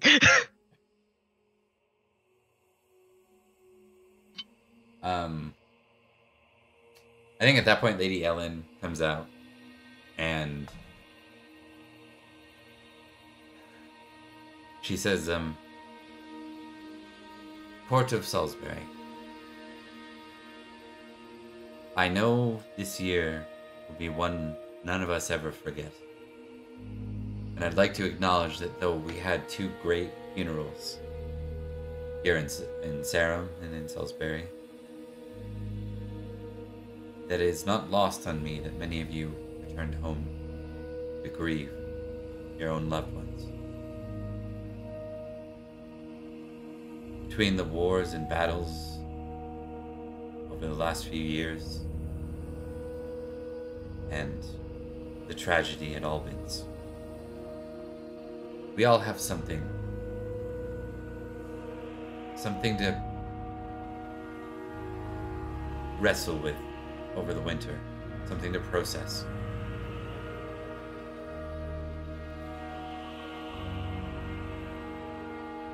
I wanted to give each of you that time. Take this winter. Do what you will with it. Grieve your loved ones. I will most certainly be doing the same. But when we return in the spring, it is time to move forward. Because if we don't, there will be no Salisbury. There will be no Sarum.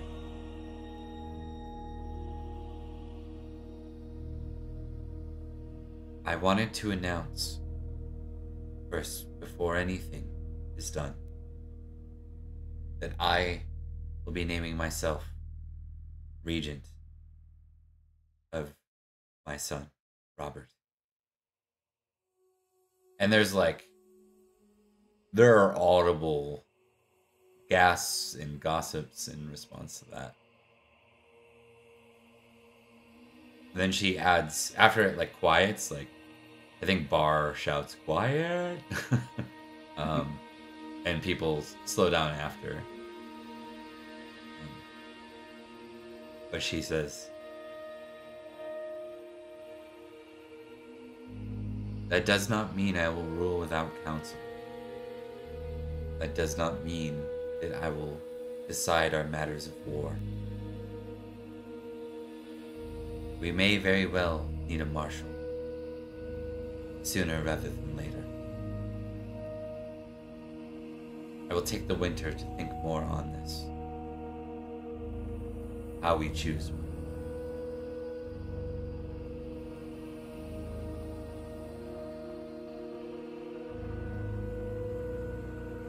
She says,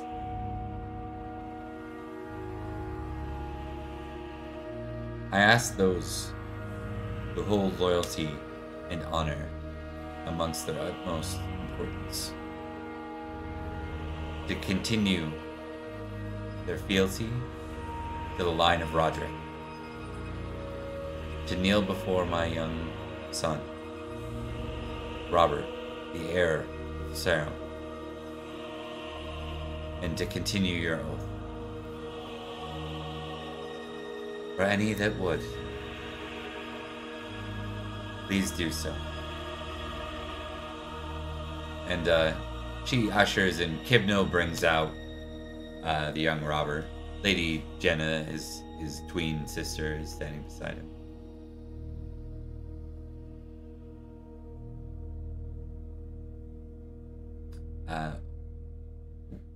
What are any of you doing anything in response to that? Edrich is going to give his fealty to the young lord. Okay. Before that happens, I'm gonna go down the list. What about Mark? Florence will, of course, rise in preparation to swear fealty to the young lord. Though he also keeps an eye out for anyone else, see who does the same. Is anyone rushing to be first? Virgil Edric's got more respect for himself than that. Virgil will actively shove people aside. to be front. And I think he's gonna make a big deal of it. It's like, it's not eagerness. There's like determination in his eyes when it does it. It's not like look, notice how much I like you. It's this is necessary, and I want to make sure that everybody here sees this, you know? Okay. Because Virgil is a bit more of a wild card, but... Oh yeah, nobody eyes, fucking knows what Virgil's about, except for that he loves violence. Like, he even... Up until like last year, he hasn't even had that many accomplishments in terms of like battle service. Like, he's fought in a lot of stuff, but he hasn't done anything super notable. But like in the last year or two, he's gotten really, really good with the sword, and he's definitely been like he could go either way kind of guy, I think, publicly, but he's up there, and this is he's trying to make it a big gesture. You know what I mean? He loves violence. He loves honor for a given definition of it. Yes, he loves a very specific kind of honor that a lot of people would disagree with. Okay.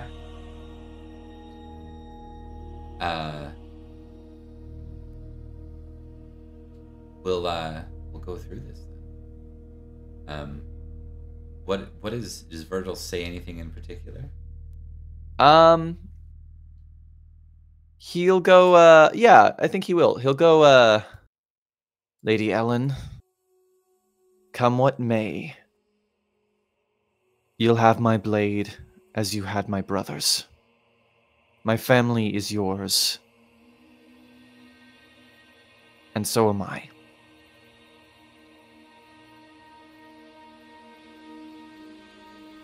Now, I want to ask Liam this. Did Liam just swear fealty to Lady Ellen?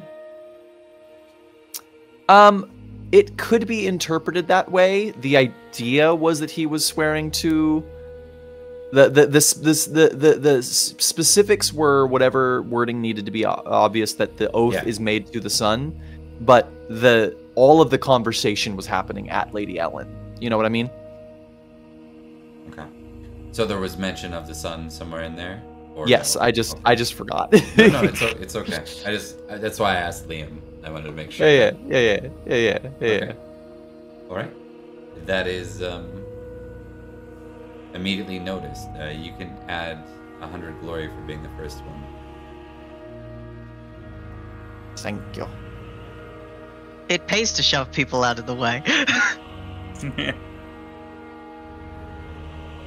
Anyone chomping at the bit to go next? Edrich was pretty ready to do it from the start, but I think like Florence was standing in preparation, like as things were getting called.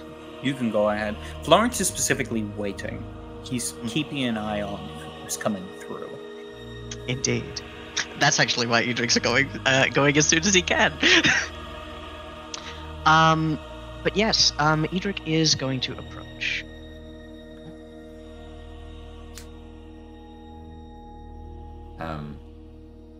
They just nod to you, Sir Edrich of Winterbourne Stoke.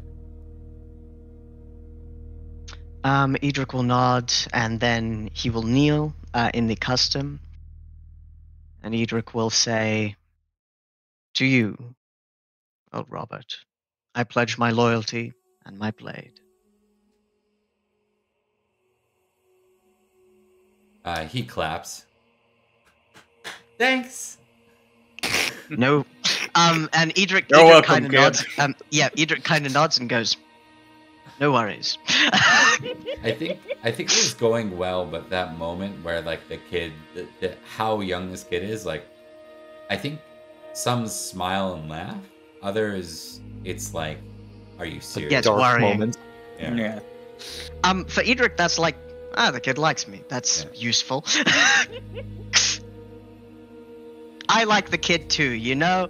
I don't see happy people for some reason, because it turns out when you surround yourself with people who are intelligent and perceptive, they know that you're a bad guy. But yes, definitely. Edrich will stand and nod, because this isn't the first time he's seen a young ruler come into the fullness of their power before they were fully ready for it. And he's going to make sure that he...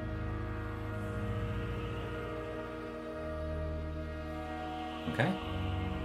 Not long after Edrich, Sir Leo, followed by Sir Bar, followed by Sir Kibno, followed by Sir Jareth. Each of them offering their own. Sir Jareth simply gives the run-of-the-mill, "My father served your father, and I shall serve you," for the boy. Whether or not you buy Jareth is totally up to your own opinions of that family and him. Well, him specifically. Him swearing fealty was 100% expected. It's the validity of it. Your respective secondary PCs, I think Rhodri and Cynstenian, Sir Karanog, they all come up and swear their oaths.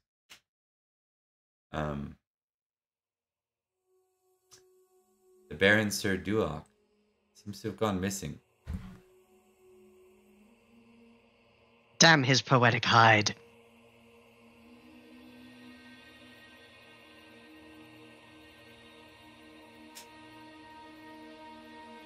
Sir Loof does not offer fealty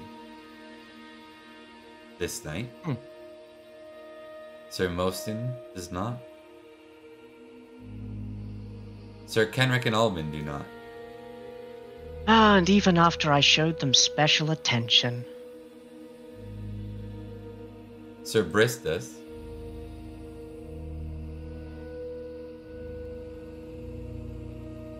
The young heir of House Fault, young heir default, is present, and he swears his own fealty, though he's not a knight, so it doesn't mean much yet. Is there a fence to sit on? I wish to find it. Did we already establish if Sir Jareth did? Jareth did? Sir Jareth did do it. He did. All right. I'm watching you, Jareth. I'm watching you. There's one other key thing I was going to have. I forget now. It'll probably pop up later. Who is Sir Moston? I know we've come across him before, but I can't quite place him. He is of House de Woodford, which is not far from your house, Durnford. It's very close to you, and by proximity, not far from Idmiston. He became famous in the Battle of Albans. He was one of the heroes of, like, one of the people that got the heroic role in Albans, one of the NPCs. So, an NPC we've had very minimal interaction with, that during Albans crushed it. I think one of the original people who watched this stream made him as what it was going to be their playable knight. But like early that's on. lovely. Remember when we put out that initial thing where it's like, if you want to make a knight and follow along and just track the house? That was one of those people. I think the only person that did that, if I'm honest. Yeah, there isn't much said. I think most of the people that don't swear depart. Out of, you would expect well, quite a few knights, right? Roderick himself has had 75 knights, probably. One thing, the other Baron, who I forget was near Satirius? Salisbury, but yes, Satirius. Is he here? No, he's Got you. I did already swear loyalty. That's in a roundabout way. In a roundabout. Yeah. That's fair. Right. At this point, everyone else mostly has gone and said their piece or decided to leave. And before Florence goes up, he would specifically have his brother swear fealty to the new Earl, and then it is Florence's turn as he makes his way up. But he does so in a way that breaks, I think, the usual conformity of it. As he would just approach the small Earl and would kneel down onto his level and go, "You know, Robert, your father meant quite a lot to me. He was a great man.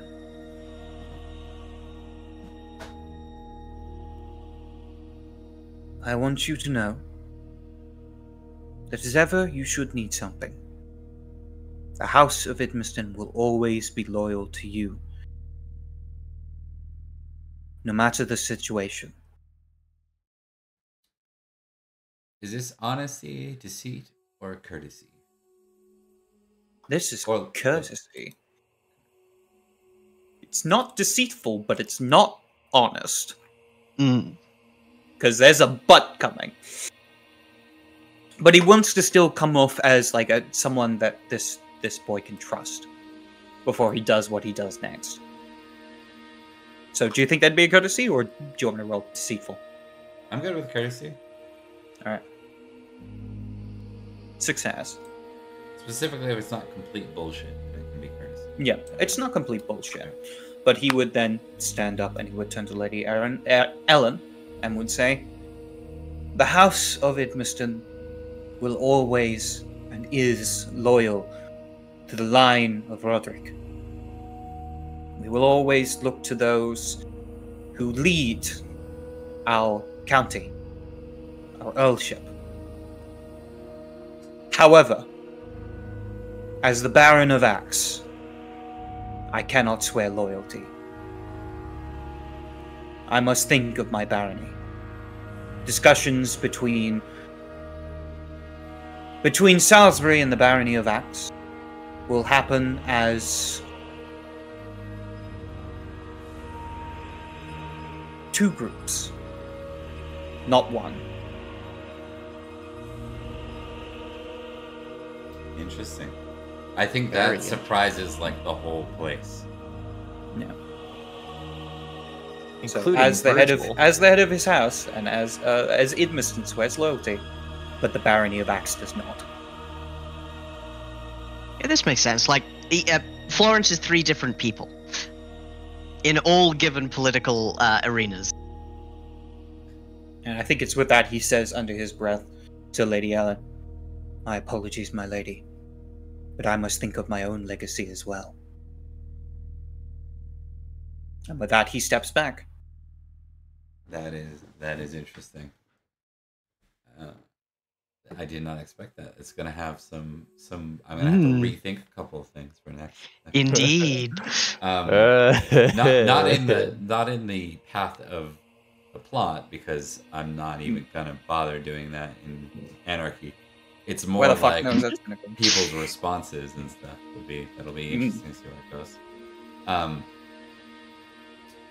I think Sir Leo, who's now, he's about, I think we established he's 10 years your senior, so he's like 40. If you're 30 something, he's just He's about. getting long in the tooth. Yeah.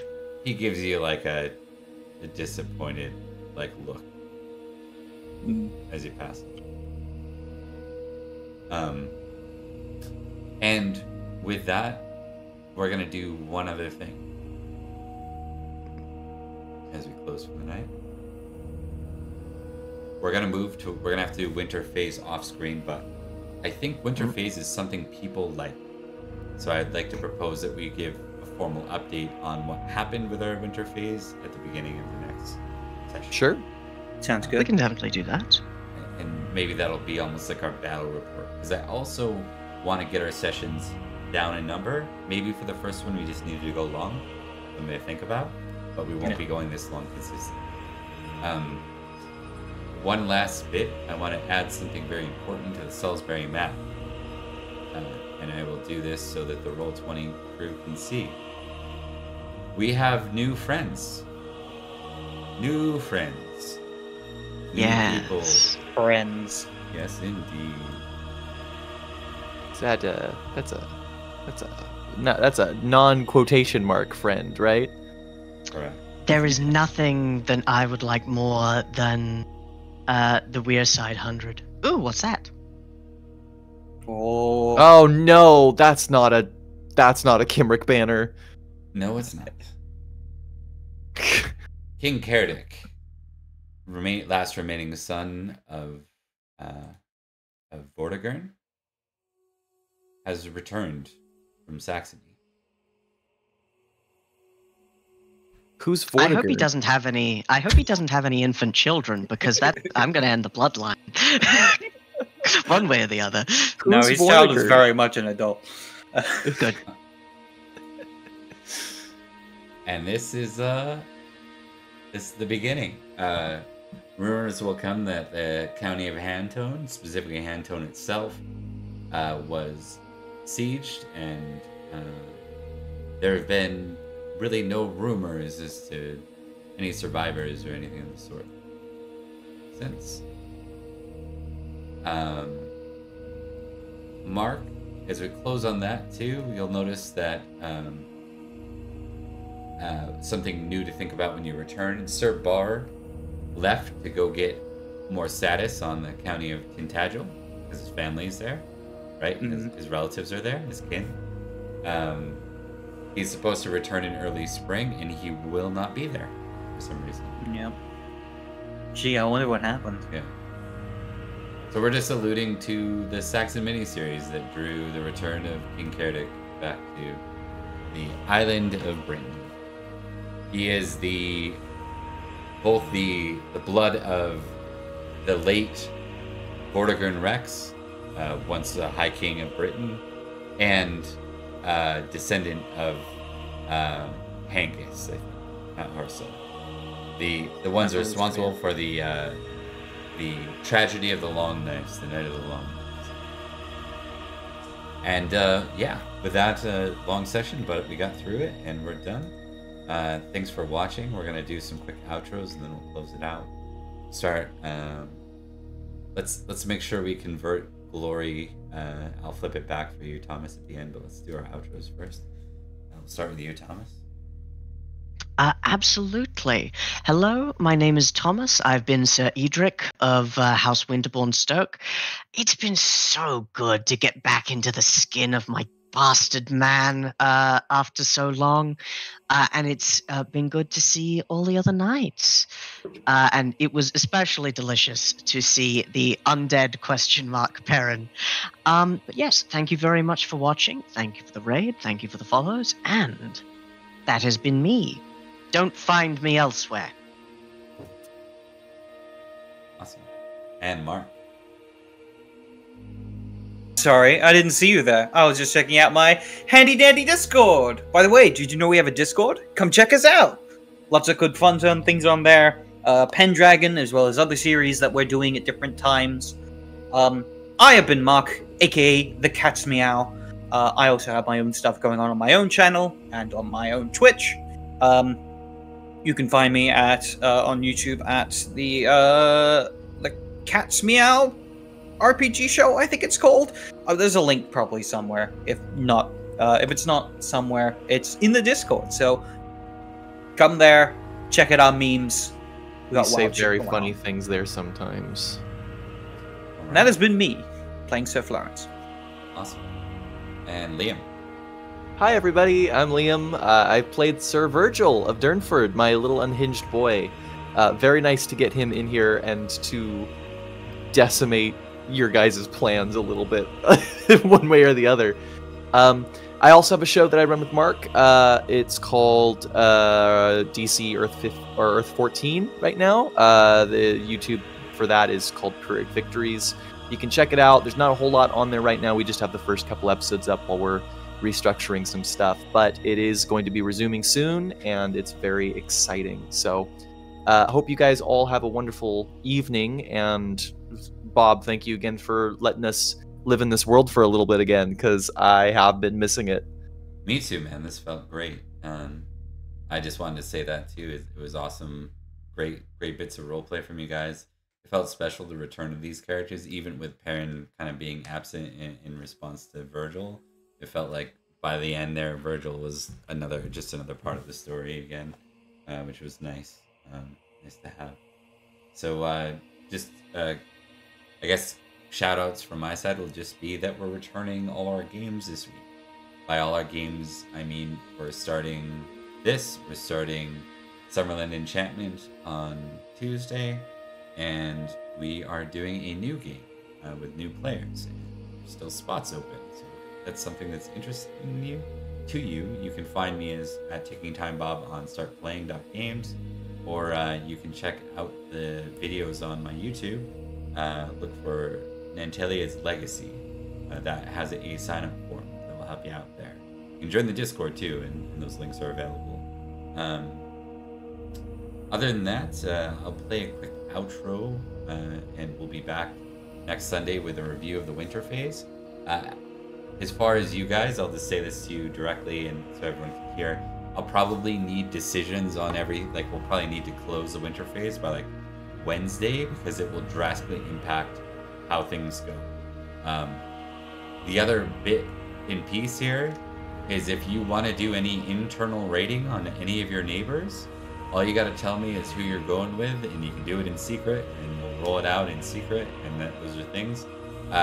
If you're just grouping up as players against an unknown or a neighboring county, you can do that above table, right? I think that can be everyone's to see. But if you want to group up with a couple of NPC allies, or just two of you want to go raid someone, you can do that in secret if you want.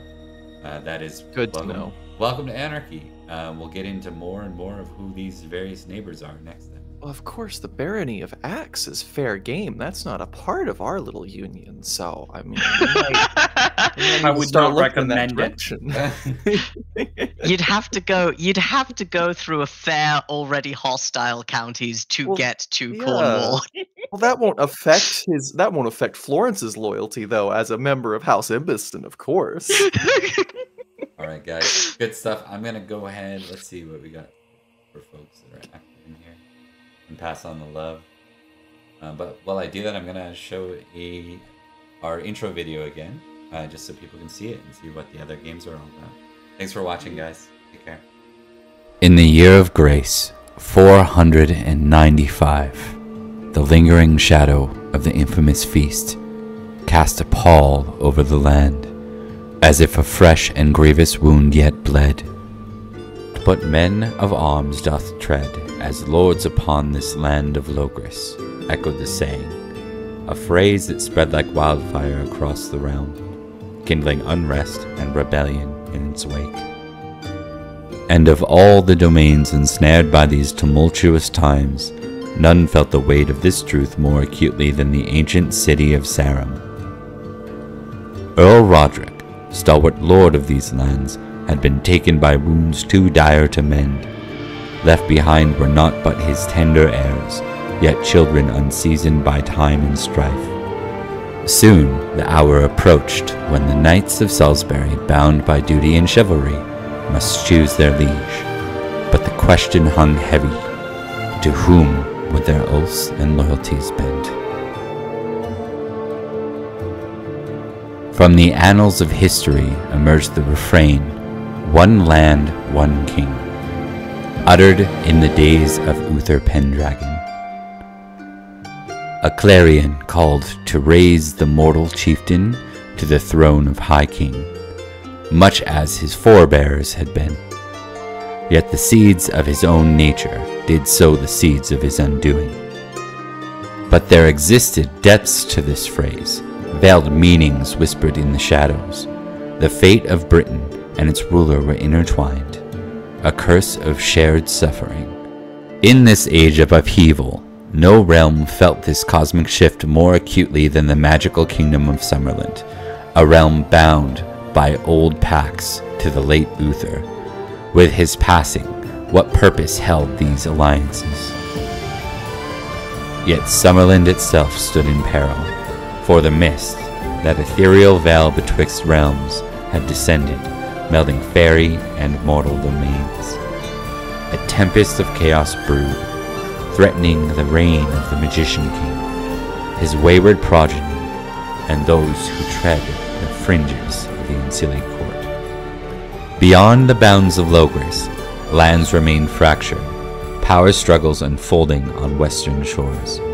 The young king of Estragales, eager to ascend his father's throne, faced opposition from once loyal subjects turned ambitious rivals.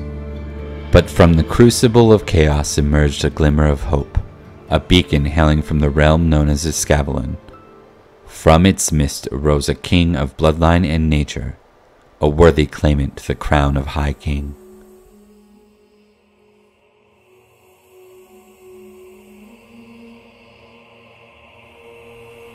The realm quivers on the cusp of transformation, a land entwined with legends, fated to witness destiny unfold. And in the midst of the turmoil, a whispered echo on the wind, a prophecy of unbridled chaos.